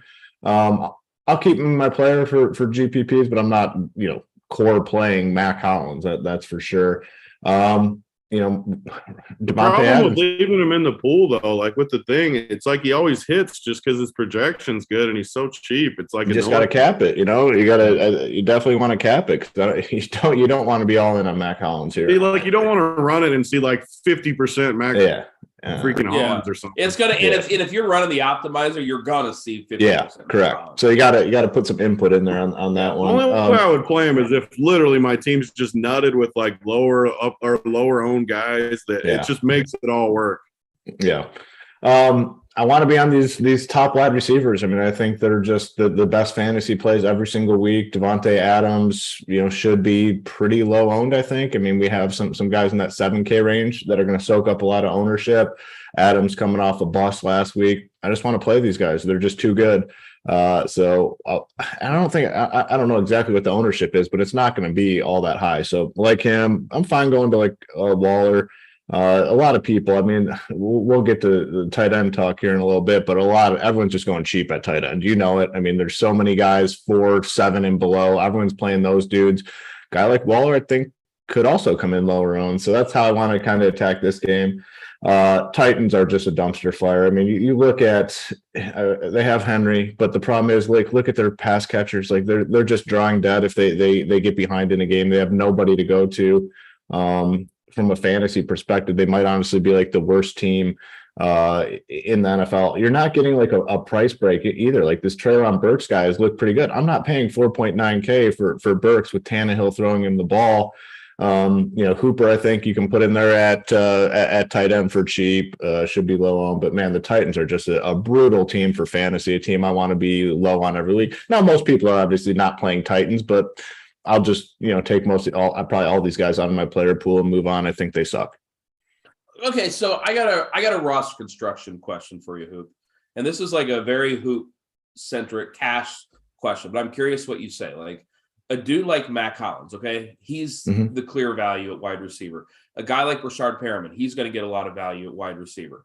He's going to get a lot of love because he's a value at wide receiver. But we also want the expensive wide receivers. Obviously, you're playing 4 wide receivers in cash. But, like, I guess my question is, how many of these value wide receivers are you plugging in? Like for GPPs or like cash games? Even in cash games. I think cash, you just need one. I mean, one cheap guy makes it all work. We have cheap tight ends in cash game. Cash. Huh? You got to play Mac in cash. Yeah. You got to play him. If, like I said in the opening, if he gets a 0, you're still fine. I mean, you're getting all the big guys, you're getting all the good wide receivers. So cash, yeah. But in tournaments, the argument nowadays, for sure, with these cheap wide receivers is what we've seen so far and what we're going to continue to see. You need 30 plus from all your wide receivers. Like, you really do to win GPPs. Is Matt Collins getting you 30 plus? No, he's not. So, like, maybe people should be scared because me and Hoop have never been more aligned than this year, where we're just jamming these receivers. Like, they're too good. People should be alarmed. Yeah, they're just too good. And I mean, the running back position's dying. I mean, and over time, people are going to see this and make the adjustments, but got to get ahead of the curve on it. I mean, these wide receivers, man, are just way too good. So you need big scores at wide receiver, I guess, is the point I'm trying to make. Like, we've seen it every single week. All the GPP winning lineups, whatever slate you're playing, you need 30 plus from your wide receivers. If they don't have that sort of upside, it's really hard to play them. You know who does have that kind of upside? Oh gosh, I'm afraid to hear who you're going to mention. Chris Olave. He's the league leader. He leads the league in fantasy points via air yards. Yeah, that's right. It's just as many as you and I have scored. All right, let's move on to the Bengals at the Jets. It's a 45-point total. The Cincinnati Bengals 6-point favorites. And Tony, I'm going to start with you here with your Bengals. You got Joe Mixon. He's going to be popular today. Jamar Chase, not so much. And we've talked about these expensive wide receivers, how we like them. I assume you're fading the Jets, but what are you doing with the Bengals side? Yeah, I'm not going to play Mixon, but it's just because I don't want to spend on running back unless I'm super, super confident. And one guy I'm super confident this week, after Hoop just talked about it, Mr. Jamar Chase, baby. He's going to be 1 or 2% owned. No one's going to play him. We're finally going to see a team against the Bengals that I don't think will be able to get a ton of pressure on Joe. And if he gets time, he's going to shred this D. And maybe the Jets can score some points to keep it at least a little bit close. And I just think Jamar Chase is the best tournament play of the day. Like all of these stud receivers, I get it. They're all great. Like Hoop just said, I like them all too. There's 7-8 guys that are amazing. But ownership-wise, I mean, Jamar Chase is as good as any of them. Talent-wise, he's got as much upside as any of them. He's facing the damn Jets, who the freaking Browns and Jacoby Brissett just shredded through the air. His price is high, but, man, the ownership, I want some Jamar Chase for sure. And T. Higgins, I guess, falls into that same bucket too because he's $2K cheaper. I mean, you can get T. Higgins for $6,100, so – I am that's one of the reasons I'm fading Mixon too, because I want these receivers. We talk about tight ends. I think you can even play Hayden Hurst. I mean, no one's going to play him. He's a cheaper kind of pivot off the Irv and some of these guys. I don't mind him either. The Jets, though, I don't totally hate the Jets to score some points in this game. They're not going to be my favorites, but like always, if I'm in there with like a Burrow Chase, I think you can run it back with Garrett Wilson or Elijah Moore in that 5K range at receiver. And they both have upside. That's what we want, right? One of the reasons we like receiver right now, they give you upside. I mean, Garrett Wilson and Elijah Moore have upside, more so than those running backs in the same price range for me, at least. So am I going to like force the Jets guys in? Hell no. I'm not playing them on non-Bengals teams. But if I play Chase or Burrow or some of these guys, I don't mind running it back with one of those guys. Yeah, I mean, this game as a whole isn't all that interesting to me. Like, I should have more interest in Chase. I know it too, because like this is definitely, as Tony said, the week that he's going to go off at low ownership. Like all these expensive wide receivers can't be owned, and Jamar Chase is kind of the one that's getting pushed away this week. Hoop, what are you doing with this game? Yeah, I mean, honestly, same exact points that Big T made. I mean, you get a top end wide receiver, and I think he's in that group with those guys. I think he's in there with Jefferson, Devontae Adams. Like Chase is right there with those guys. Maybe in terms of overall talent and fantasy point expectation, maybe a little bit below, but the guy is coming in unowned. And when you build your teams, it doesn't take much to lap the field in terms of ownership. He has the same upside as those other guys.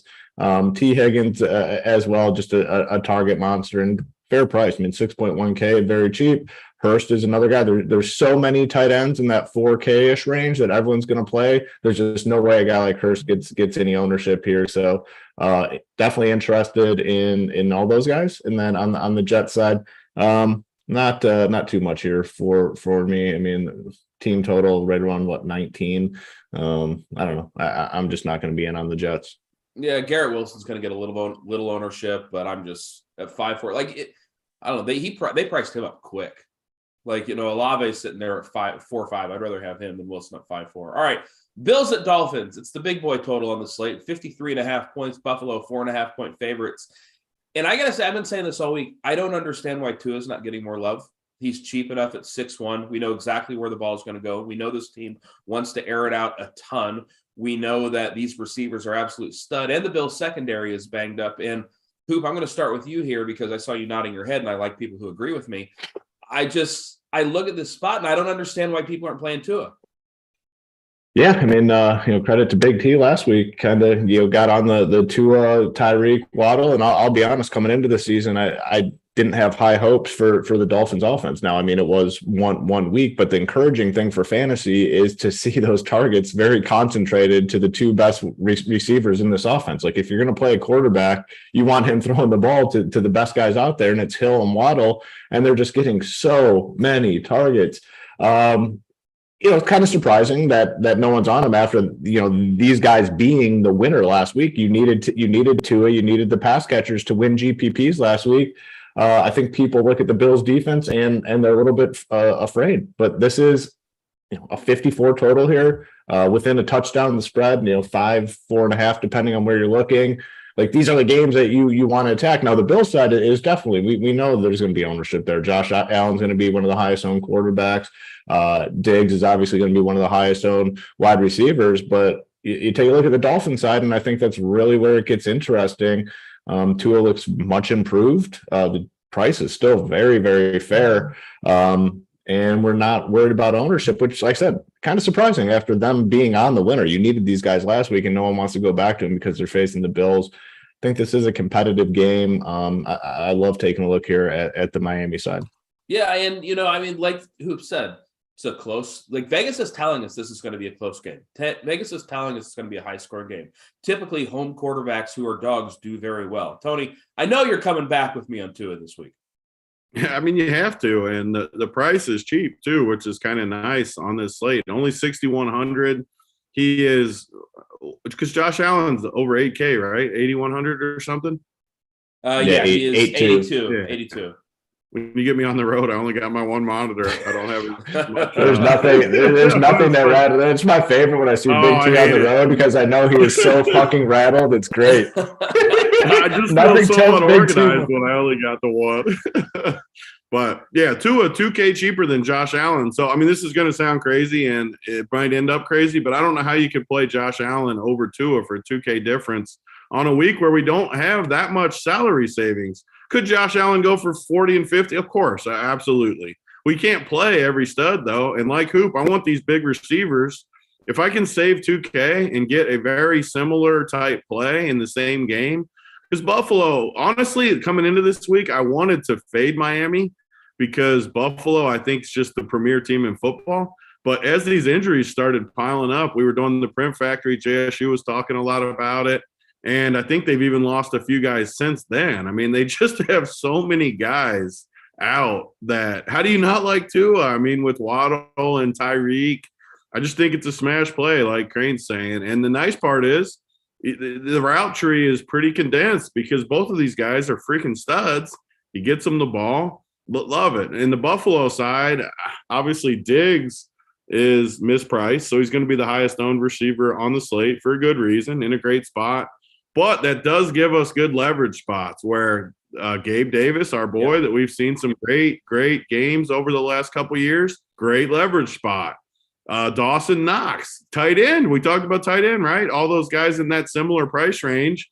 Great leverage, though. I don't think people are going to play Dawson, Knox. So you could like if I was playing Josh Allen, which I'm not going to be playing today because of price, I would think about playing Dawson, Knox, and Gabe, a double stack, fade Diggs in a tournament, run it back with Tyreek or Waddle or one of the running backs and kind of go with it like that. I think you get great leverage in that situation. But overall, they just have to score in this game. I'd be stunned if we don't see upwards of 50, 60 points in this game. So I think it's great game. It's just a matter of, like always, what's Tambo say? It's not who we play, it's how we play them. I mean, I wouldn't just go into this game and just jam the dead obvious plays. So I really like the Miami running backs too. So I'm interested what you got. I want to save it running back like we talked about. And we know there's going to be scoring in this game. Everyone wants to play Tua and the receivers, which I do too. Mostert and Edmonds are interesting to me in this 4K fight. I like you when you make that face because you're going to make me like it even more now. I like it a lot. I'm going to say it. It's my favorite cheap spot of the week. Okay. So go ahead and make fun of me. That's fine. I want you guys to make fun of me so I get more excited. Dude, okay, you're the third person that like has said something to me about, man, I like Raheem Mostert this week. Like he started getting more carries. Like we don't know what's going to happen. This is a team that's going to be playing from behind. Probably we don't know, but that's what that's why you're getting him unowned. But they want to pass anyways. They want to pass the football anyways. So like, what are you going to do? Okay, so if you're Buffalo though, your secondary is shorthanded. You're going to drop guys, right?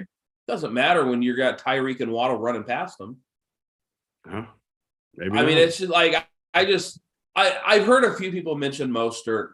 Chase Edmonds lost a few carries last week. Like, I just can't do it. I'm usually the one trying to talk you guys to some crap running back plays. Like I was like, look, Josh Jacobs, and yeah, I still can't do this. Hoop, are you on Edmonds or Mostert? I might have to be now. I learned my lesson on these shows to just roll with what Big P said. Like, I hate running back. If I can get out of the position cheap, I want to. Like, I really want to get out of the position cheap. I was kind of just going through here and establishing my player pool, and man, there's just like, who do you play at running back unless you want to spend up? And Josh Jacobs, baby. Oh man, ooh. Look at that. They have like a bunch of dudes. I love it when me and Hooper Hooper aligned, though. It feels good when we're aligned. Most people's going to crush. Like, he's going to smash. Yeah. I hope not. Because that means Tua's not doing it. Hey, why not? There could be 60 points in this game. They can all do good. Like, there could be a ton of points in this game. I want to see his props. I'm pulling up his props right now. Who, Mostert? It's probably. They're not going to be good. Look at props for a dude like Mostert, though. He's not a prop guy. Like, all right. Just slam all the overs. 38.5. Last week the guy who'd you say last week where you pulled up those props and then they slammed them up your ass when you kept saying 50? It was Javonte Williams. Yeah, he smashed. Yeah. He had the same as Melvin, right? That's what we were. Yeah, that's what we had talked about. There was no ass slamming. There was no ass slamming with Javonte. No ass slamming. He got to the winner's circle. He did. There was no ass smashing, though. I'll say that. You're right about that.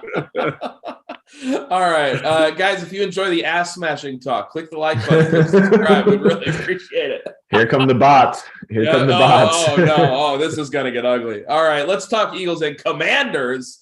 47.5 point total. Philadelphia is 6.5 point favorite. And this is one of those games, Hoop, where I don't have a ton of interest really in anybody. Dallas Goddard's a little bit cheap. AJ Brown, 7.3. I just can't pay for him this week. Jalen Hurts is always going to get a little bit of ownership. What are you doing here, Hoop? Yeah, the one thing though that's like super hurtful is we get on here with 460 likes. The viewership numbers are soaring, and we're stuck at 560. Like, this is insulting. Hoop, that's because they remembered that Crain was on Jeff Wilson. I'm sorry. You mean, I'm sorry. Hold on. You mean Millie Maker winner Jeff Wilson?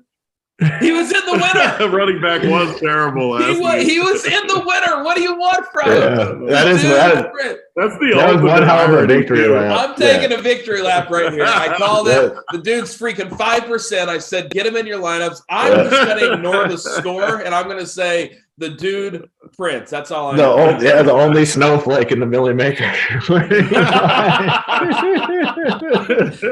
that was so bad. There was salary, one running back. I tried to tell you guys that salary meant something. Yeah, no, you're right. You're right. It turned out to work, obviously. So that's one hell of a victory lap. And get these likes up, guys. Here come the bots. Ask nothing attacks. Yeah, nothing brings in the bots like ass slamming talk.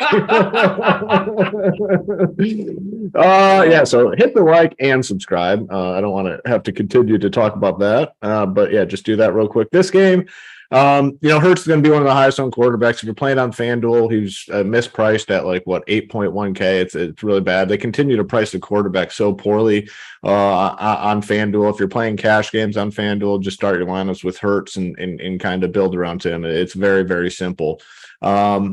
He's looked good. I mean, I'm close to maybe having to take an L on him. I said he's a shitty quarterback, but has always been relevant for fantasy. Well, now he looks to be improved, has weapons, and still gets the fantasy points. But again, he is going to be owned. So keep that in mind when building your teams. It was nice to see him get some of these other guys involved. Devonta Smith, Watkins. I mean, both solid last week, showed some upside. The guy that kind of stands out, and another one of these running backs, curious to see what you guys have to say, but Miles Sanders is 5.5K. He's getting work. It's not a comfortable play, not a massive upside play, but you look at the workload, 17 rushes last week and 3 targets for a 5.5K running back in an offense that's projected to score 27 points. So I have quite a bit of interest in Miles Sanders this week. Dallas Goddard is one of those tight ends. I said the 4K range is where most ownership is going to go at tight end. Fine with him at 4.7 because I do think that ownership does get spread out amongst the position. He looked really good last week, and Ertz was checking down to him quite a bit. So yeah, this is an offense to continue to attack. Washington's defense is brutal. On the Washington side, do we get the Carson Wentz garbage time game for a third week in a row? I'm going to bet against that. So I'm going to say no. It has been nice if you've been playing him because he continues just to get there in garbage time. But I do have some interest in the pieces here. Curtis Samuel, like why not go back to him? Like he's been great, 5.1K. Fair price tag, 20 targets in the first 2 games, and they're good targets. So they're easy catches basically. So 15 receptions first 2 games. Wentz obviously likes this guy quite a bit.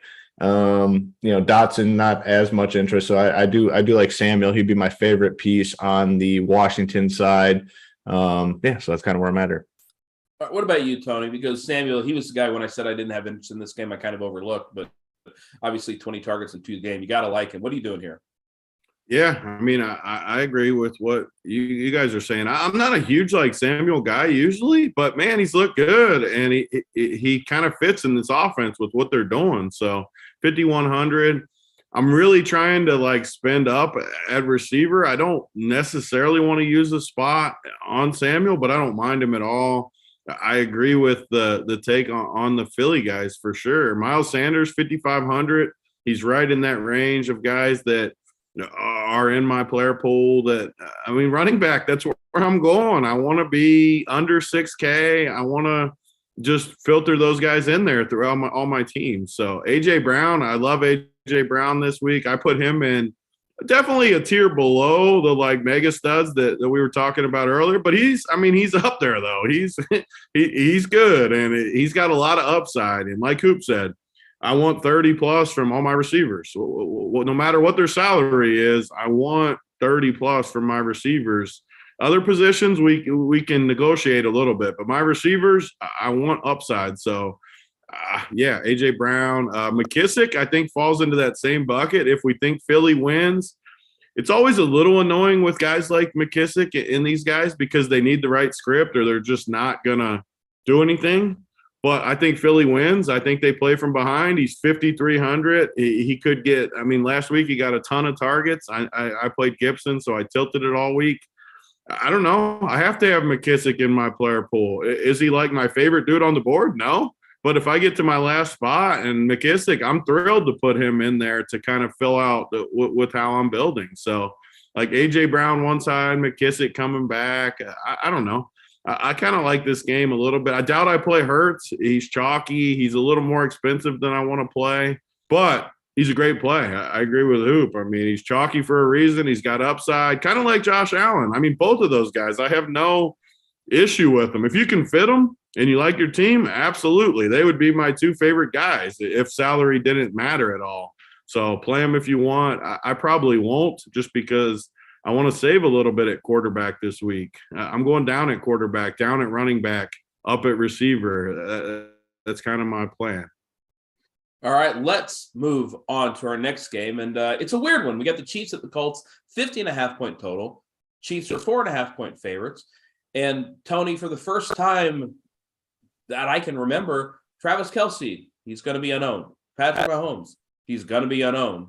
And I know we're paying down at quarterback and we like the cheap tight ends, but boy, a low-owned Travis Kelce is pretty darn attractive. Yeah, and you could almost put him in the receiver bucket that we're talking. I know it's a different position, but he gives you upside at a position where realistically half the field or so is going to bust at tight end today and get who knows, less than 10 fantasy points. So if you play Kelce, he is super expensive and he's going to be low-owned.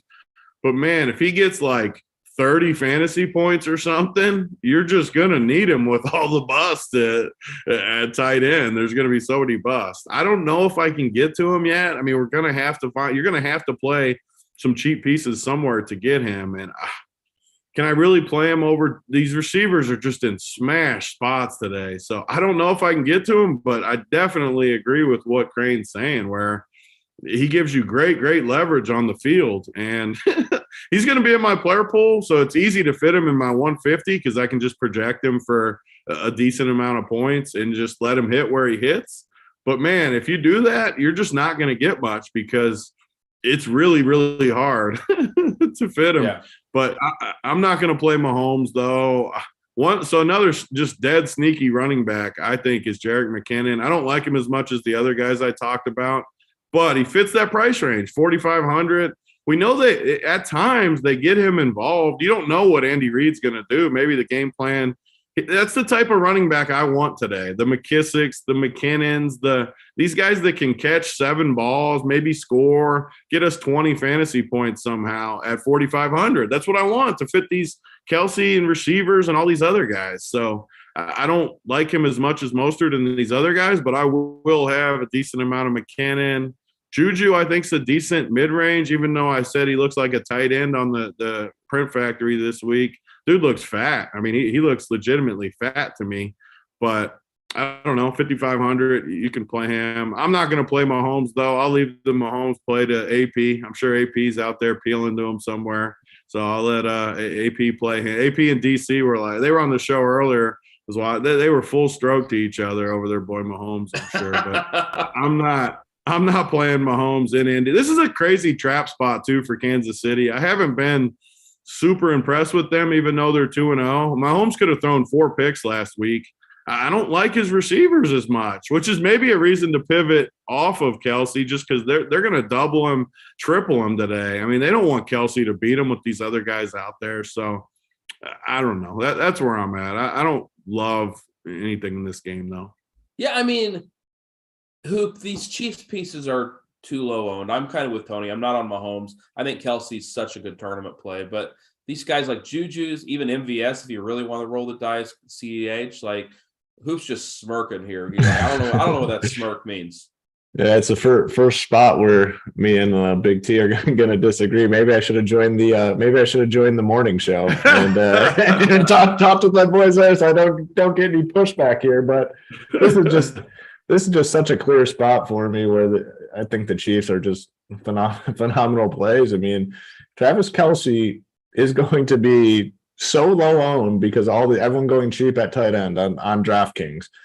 He can dust the position by like 20 points, and you're just going to need him in your lineups. Like he could dust all those guys. To me, it's just a really clear spot. The pass catchers for the Chiefs are cheap, so you're not sacrificing much in your lineup. So yes, you're spending on a guy like Kelsey, which it might be hard to get him in with some of these other top end wide receivers, but the other pieces are cheap. Juju at 5.5, MVS at 4.7, even Hardman at 4.6. I'm good with McKinnon too. I'm good with Edwards-Helaire. I'm going to be high on the Chiefs today. I like them in this spot in the dome. Mahomes had great success against the sort of defense that the Colts play as well. Now the problem is, run backs. Like, who can you play? And man, it's probably just Pittman. I know we've had some Nyheim Hines talk over the course of the first couple of weeks. I'm out on that. I'm okay. Out Okay. If you're out, I don't. Maybe I can go back now. Who knows? But it's like, man, it's like hard to trust anyone outside of Pittman. So you kind of pigeon yourself on run backs here. What about Jonathan Taylor? My theory is if this game stays close, it's because the Colts just feed the hell out of Johnny Taylor. Yeah, I mean, but the problem is, it's like, man, if you play him, you're definitely not playing any of those top wide receivers. Like, you're done. Yeah. The floor, we saw it last week. I mean, it's just this could be a really bad team. I agree with Tony. The spot does seem like a little trappy, I'd say, for the Chiefs, but for fantasy purposes, like, they can still get there regardless of the game script and game situation. You clearly don't want, if you're high in the Chiefs, you clearly don't want the Colts playing with the lead because they'll just jam Jonathan Taylor. So that is the risk. But man, I just love the spot here for the Chiefs. Obviously struggling with run back, so because Colts suck. I think it's the easiest if you like the Chiefs. Like you play Pittman, you don't have. Yeah. It's Well, about, you don't even have to think about it. You just play Pittman. I think Pittman's sure. a great tournament play. He's not going to be owned, and we've seen massive upside here. Like, and if I'm wrong, if they do trust Matt Ryan to throw the ball a significant amount of time, like it's just going to be Pittman. Yeah. All right, guys, you guys are just going to hate what I say in this next game. You guys are going to hate it.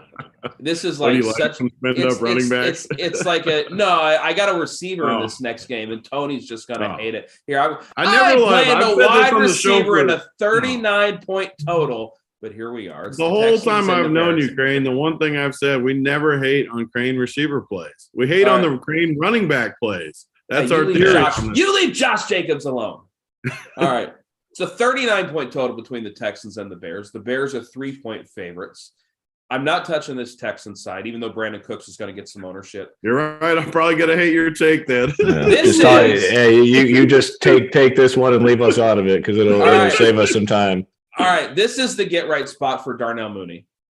Oh, baby doll. How much is he? Man, even worse than I thought. 5,300 for Darnell Mooney. The first two games, they had to keep the handcuffs on Justin Fields because of the weather.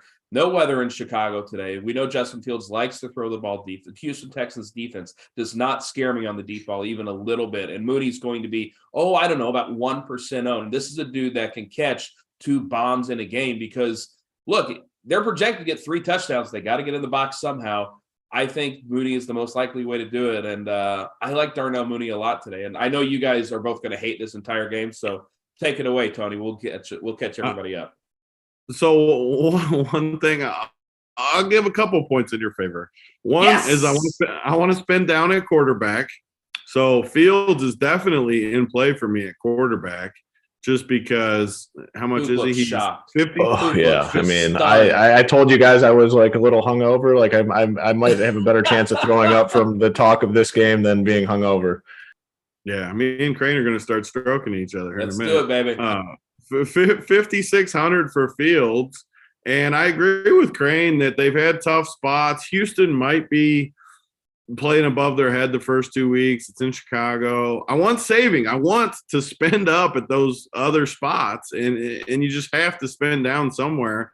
A little Fields, the Mooney stack. Maybe I'll get in with Crain on Mooney. I like when Crain gives weird receiver takes because they win me money. So I can't fade Mooney. I got to get in with you, Crain. I don't think it's going to get weirder than Mooney. I think that's about as bizarre as it gets. So no, you found way weirder than Mooney along the way. Like that's true. That's not your weirdest. Who is the guy? I gave you somebody at a live final. Like I gave you Keelan Cole at min price at a live final, and he's had like 170 and 2.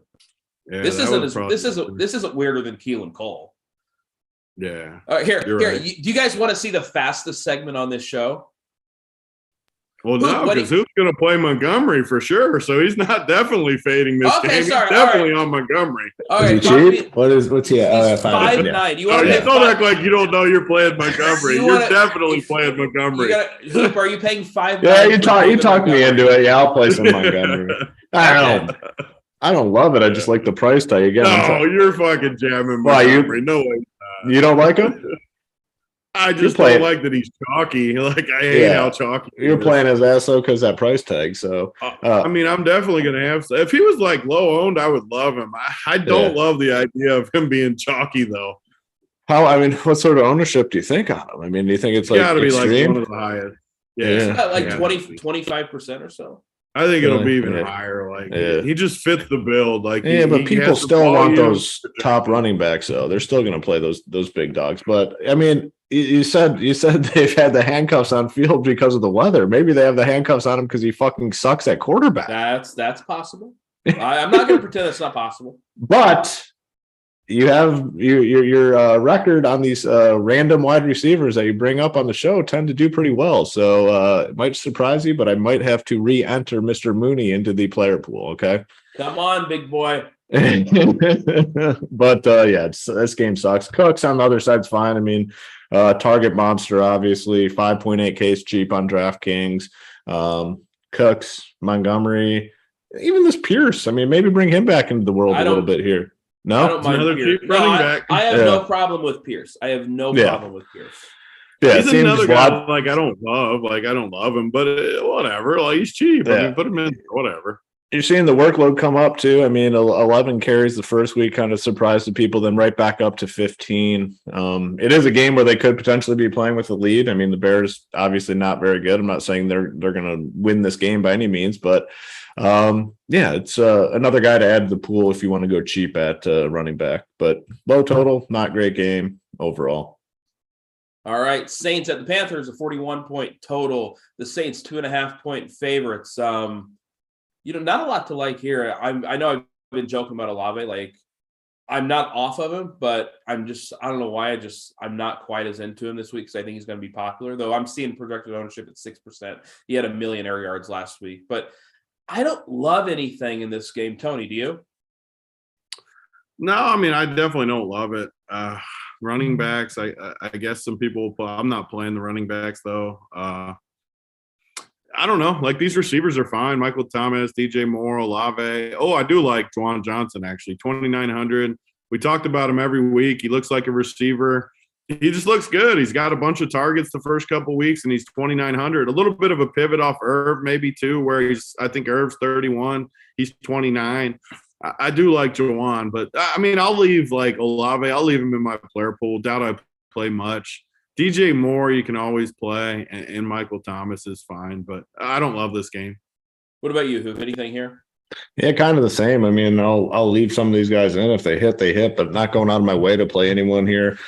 I have legitimate concerns with like McCaffrey. I mean, obviously, I think a lot of people do, but I just don't think the Baker Mayfield fit with him is good. And 4 targets in back-to-back games. Like for McCaffrey to be relevant, we need that number closer to like 10. I just don't think it's going to be there in this offense. So, yeah, I mean, I'll have some of these guys in there. Your boy Olave, I'll consider him.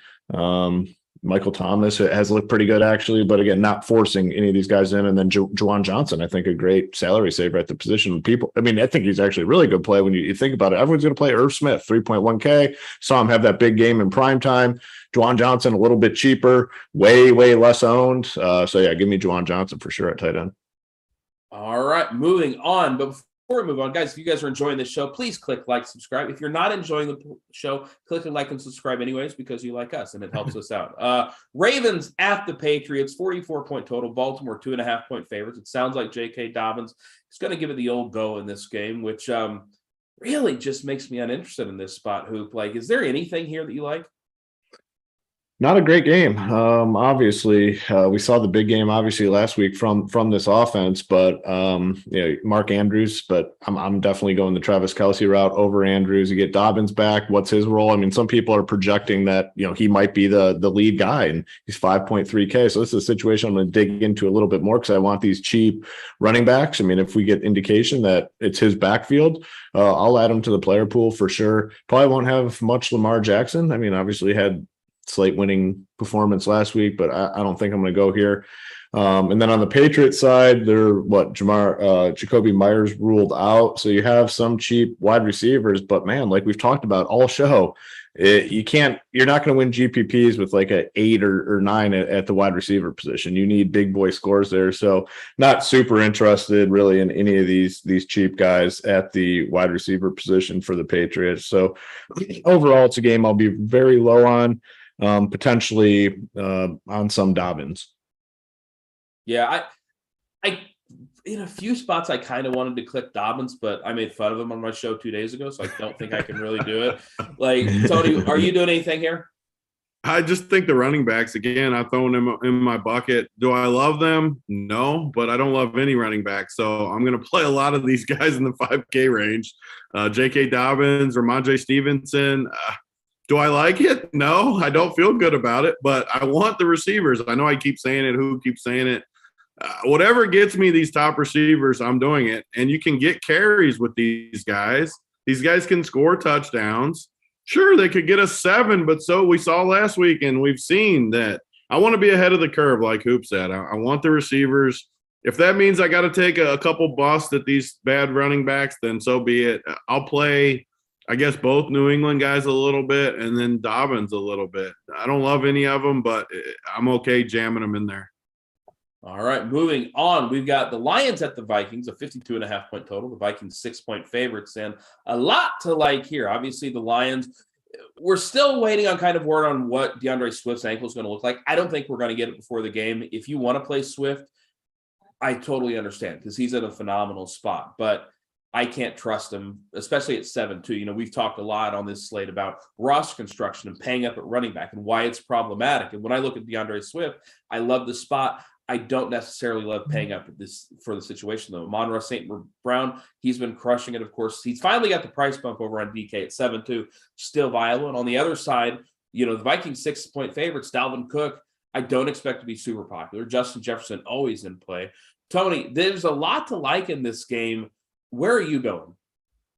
I mean, first of all, I couldn't even imagine not playing Justin Jefferson today. Like he's owned Detroit. He's coming off the stinker on Monday night. You get Kirk back to the 1 p.m. time slot. He's probably going to be the first guy. And just full honesty, I love the YouTube Wood crew.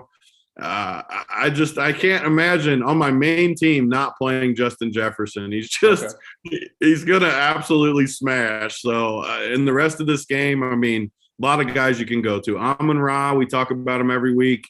He's closer, just like last week I said when he went off, he's closer to Justin Jefferson than he is to the next tier down. And he's $2,100 cheaper.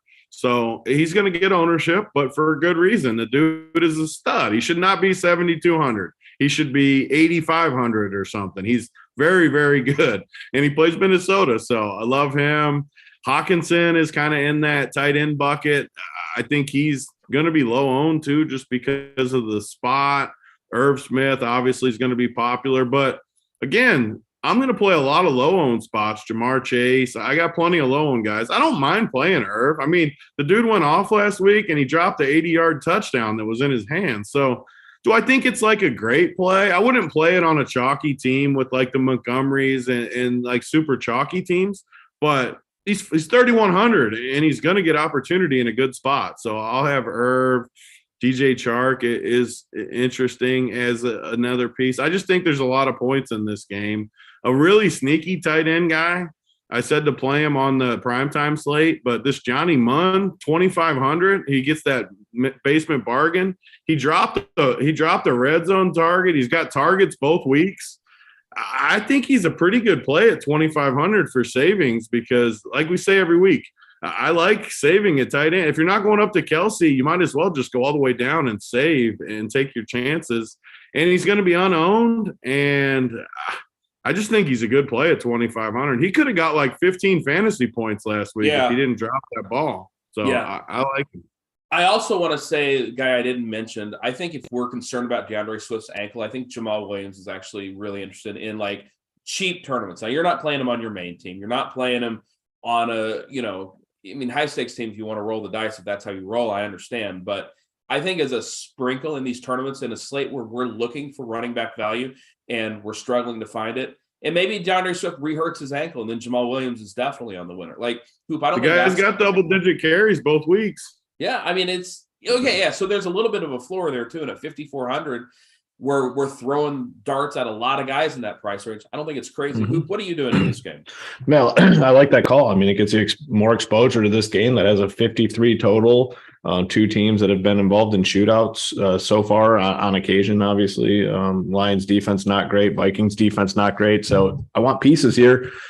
St. Brown and Jefferson are going to be.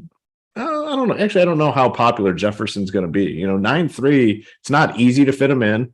We have a ton of other wide receivers. I mean, Stephon Diggs is going to be more popular. I do think St. Brown will be more popular than Jefferson. 9-3, you have to make sacrifices to your lineups.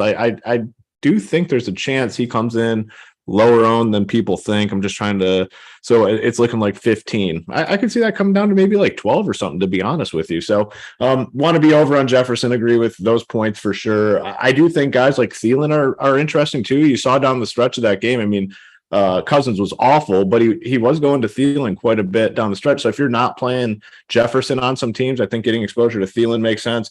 I was going to bring up Johnny Munt as well. Like Big T said, we played him on the showdown slate very heavy. He was close, man. I mean, he was very close, had a big drop, like Tony said, but they're still mixing him in. Like he was there for red zone targets. Like if you're playing a 2.5K tight end, like, and he's in the red zone, it just makes sense. So love him. We know Irv Smith is going to be very popular. Hawkinson is a guy, DJ Shark. So there's ways to get different if you're stacking this game. Just a very appealing game. We know St. Brown's going to be popular. Like I said, I think Jefferson will come in a little low round. And then, Delvin Cook, we didn't mention either. I think a lot of people go to him. I'm not forcing him in. I mean, I think it's pretty clear the way I'm building teams today. Big T's building teams. If I get some Cook, that's great. But again, I want the wide receivers on the slate over the running backs. The problem with like playing Cook though is you're like sacrificing a receiver. I just took him out. I took all the good running backs out, all the way out of my pool. I don't want any of them. Yeah. I get it. Like I don't think that's the craziest thing. I really don't. Like I feel good about it? No, because we're so conditioned to want to pay up for these running backs. So it's a little bit it's counterintuitive. Like we've always been this way with the running backs. It's weird to switch, but I think we're beating the curve. I really do. By like mid-season, I think everyone's going to be like, why were we not just jamming the receivers all year? Yeah. I mean, it's week 3. People haven't adjusted yet. I mean, I still think Jonathan Taylor is going to get big ownership. McCaffrey is going to get big ownership. Can we get ahead of the curve and buck the trend? And just one thing, our resident Vikings fan, Mr. DC, not a fan of Munt. He said he wouldn't play him if he was zero. I peeled him for a hundy and something. Where's my hundy, DC? We bet something and I owned you last week. I forget what it was though. You're the worst collector ever. Like we bet something and you owe me 100. I know I bet DC and I know I owned his. If Annie owes me 100 for saying Trump was going to die, so you owe me 200. DC. All right, let's talk Jaguars at Chargers. 42.5 point total. The Chargers 3.5 point favorite, and that is significant because the Chargers open at 7-point favorites. So Vegas, I think it's clear they think Justin Herbert's not going to play. I saw the report where he's supposed to check in pregame. He's got to test and warm-ups to find out if he wants to get some shot or something to make him feel better. It doesn't sound too promising, but he's going to give it the old go. But if Justin Herbert plays, I'm not playing him. And I'm not going to trust really this entire offense. I don't necessarily want to trust the Jags offense either, even though Christian Kirk's been playing out of his mind. I think it's more likely we see Chase Daniel today. I don't know. I don't have a lot of interest in this game. Hoop, you got a pin in your mouth, so I'm going to go to Tony. I'm going to be super annoyed when Herbert plays too, because all the like pick 'em pools and stuff. You take Jacksonville. It looks like Herbert's not. And why is he going to play anyways? Like, I think they're like using these quotes to like give him an out to look like he wants to play the tough guy. I just don't think he plays, but I am going to be annoyed if he does play because it really changes, obviously, a lot of the stuff with the slate. But this game, I'm just avoiding it. I don't like the injury concern. If it was a morning game and we knew for sure, I think I would be more willing to go to some spots. But being an afternoon game and it's the 4:05 slot, I know that doesn't sound like a lot, but when these games are ending and you're looking at pivots and you don't have that extra 20 minutes, it does make a difference when you got a bunch of teams. So I'm just fading this spot. I don't like anything in it anyways. I'm just fading. Yeah, it's a cross-off game for me too. You Hoop? I just don't even see the reason to consider it really. All right, let's say Herbert does play. You're getting a banged up quarterback that is obviously looking to avoid shots to the ribs, so he's not going to be passing much. And then if what's the guy? Who's the backup? What's his name? Chase Daniel. Yeah, Chase Daniel. If he's in there, obviously it's a massive downgrade. I mean, Vegas immediately dropped this line 4 points, like as soon as there's any indication that Herbert would potentially miss. Like, I don't think he's playing here. And anyway, the game's bad for fantasy as is. Like, there's nothing here for me. I don't see why you'd even consider it. Probably the worst game on the slate.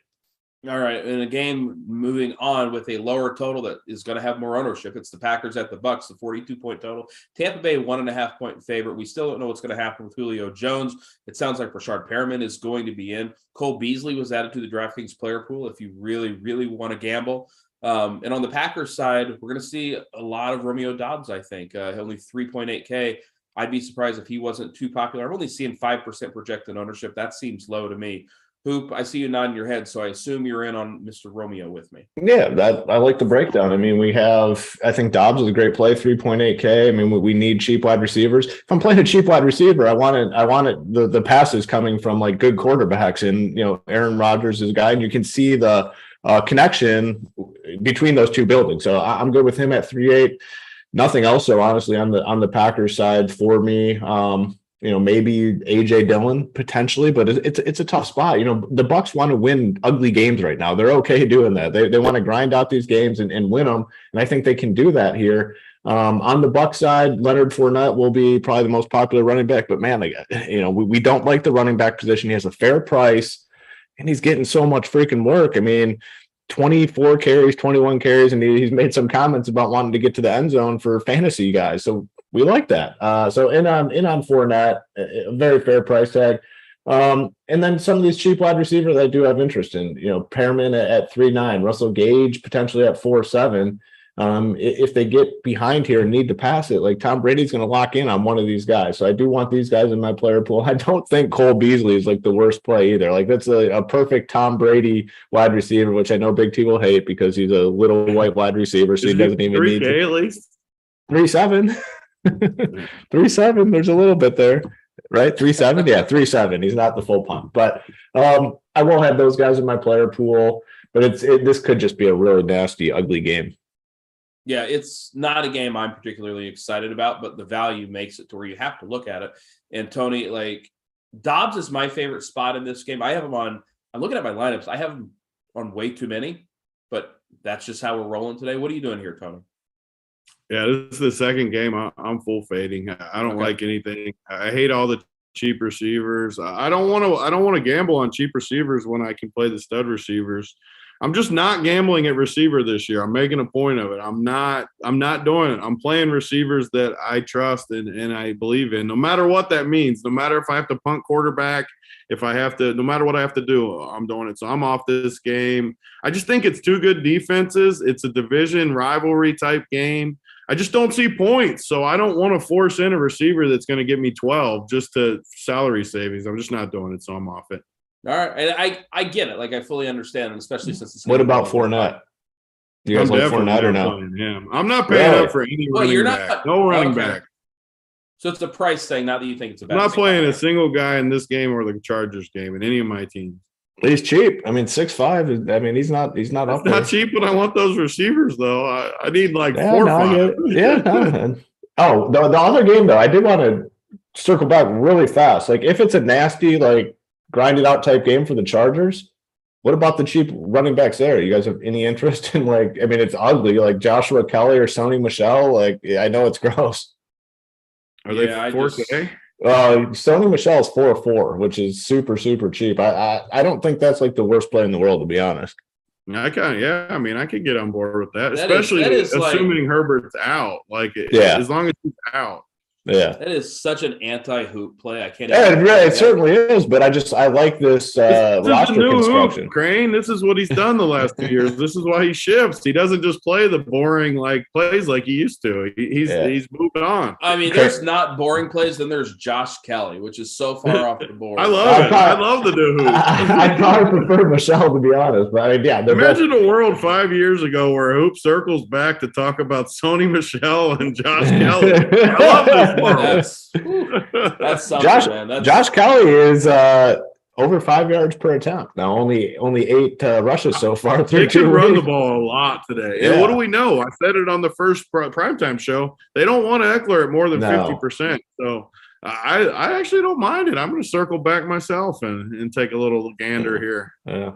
All right. Well, first let's take a gander at a game that is a little bit better. It's the Rams at the Cardinals, a 48.5 point total. The Rams 3.5 point favorites. James Conner, he's been questionable all week. It sounds like he's going to go, which I'm disappointed by because I was hoping for a little Darrell Williams or Benjamin value. Maybe it saved me. Marquise Brown, he's going to be in play at 6K, and Cooper Kupp, of course, on the Rams side.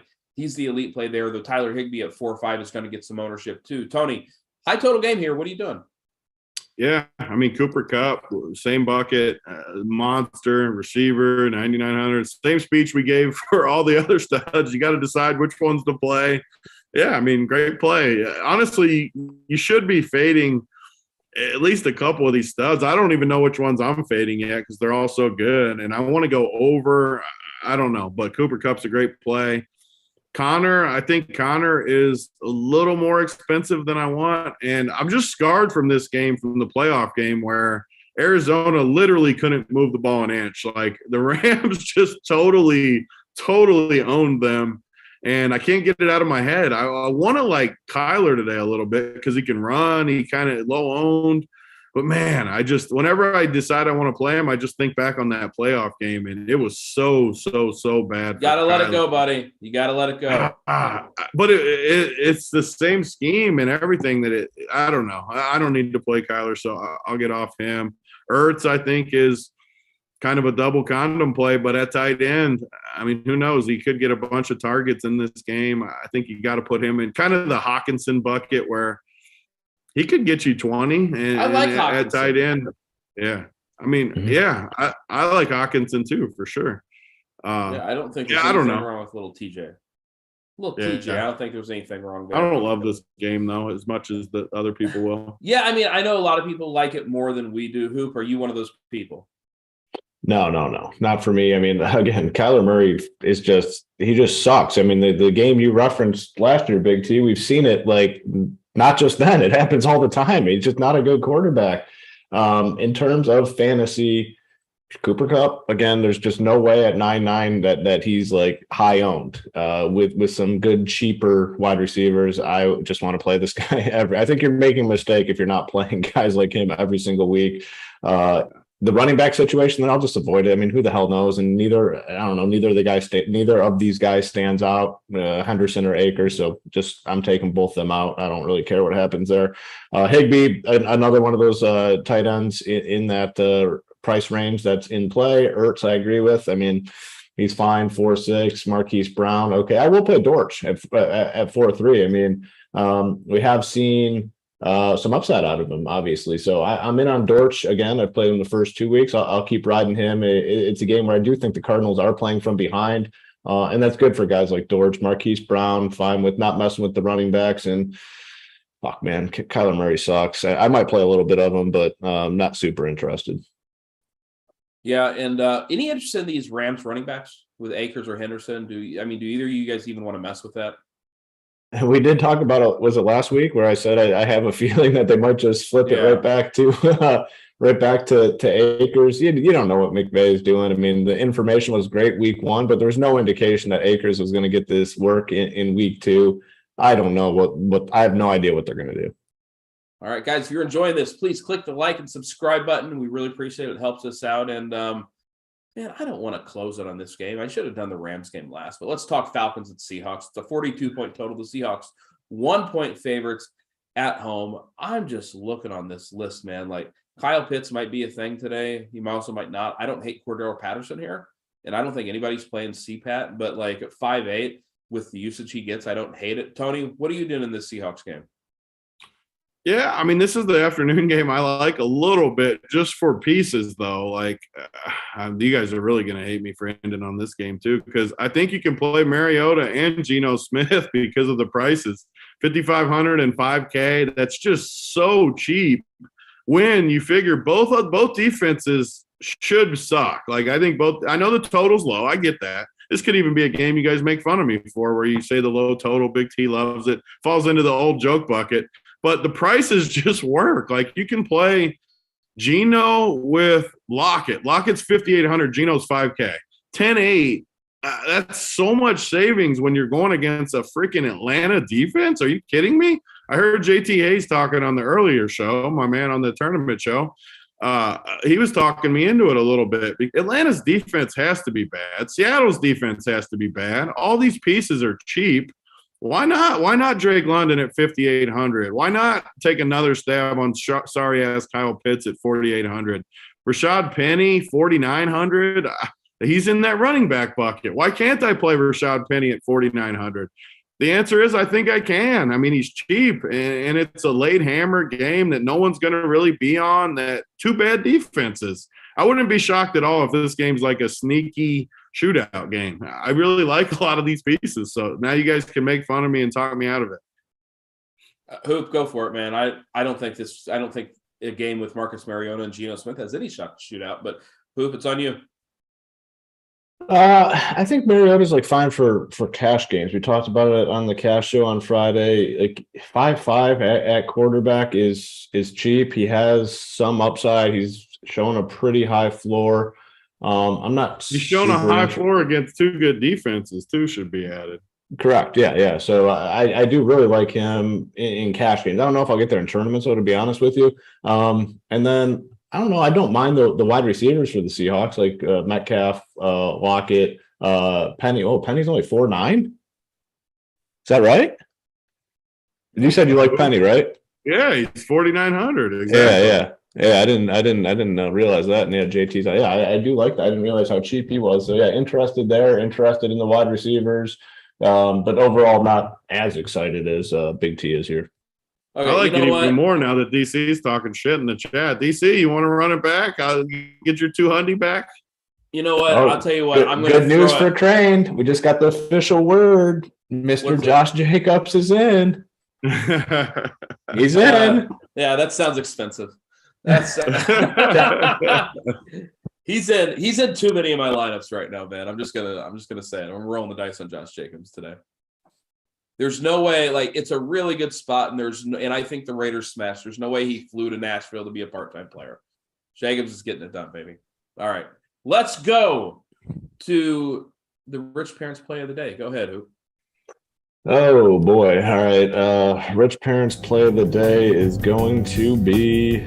Gosh, I gotta go with my guy Travis Kelce. Going to be super low owned. It's not going to be hard to get over the field on him. I think the Chiefs smash. Give me Kelce. I almost stole what I think is going to be Big T's play. We'll see if I'm right on this one. My play is obvious today. I've liked one guy all week. Who's that? Go with the. Oh, you want me to go into it? Well, I was trying to figure out a wager for DC first because DC was chirping. I want to make it interesting just to really like rub it in. So, what can I bet him in this Atlanta game? Just because I want to like rub it in, I'm gonna say, I want you to get your 200 back, DC. So we'll go the whole 200. I'll take 40 plus points combined, not each, from Mariota and Drake London. I get over 40 from the two. So. If that's 20-20, if that's 25-15.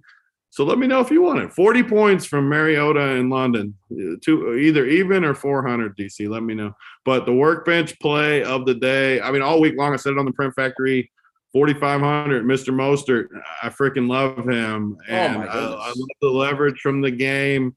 He's going to smash it right up Crane's ass, like we said earlier. He's going to go off. And, yeah, Raheem, the fastest guy in the NFL, Mr. Mostert, sign me up. I mean, when they pass for 5 touchdowns, there's not going to be much left for Mostert. I guess unless he catches a few, then I'm screwed. All right, I love that you think they're just going to let them throw deep. They're going to play – they're literally going to have 4 guys like 20 yards down the field. There's going to be so much opening. Yeah, they're so banged up, though. Those 4 guys are going to suck. Exactly. So they're going to play even deeper and let them run. Tyreek is going to run circles around him. All right, 37X play of the day. I'm not going to. DC's book, baby. Woo! Yes, sir. I'm going with my boy Darnell Mooney. I know everybody hates him. I know he's going to be 3%. No, we're playing him with you now. Yeah, all right, come on. We joined. Hey, it's a great spot. All the other games where he was terrible was weather-induced. I'm telling you, Darnell Mooney this week, he's going to get it done for us. Why don't you tell the people what's coming up next? Yeah, Up to Lock Show. We got the crew talking through any inactives, any breaking news here before the slate locks to take you all the way up. Roster construction, a deep dive into the slate as well. So make sure you head on over to RunPureSports and check out the crew. All right. It's going to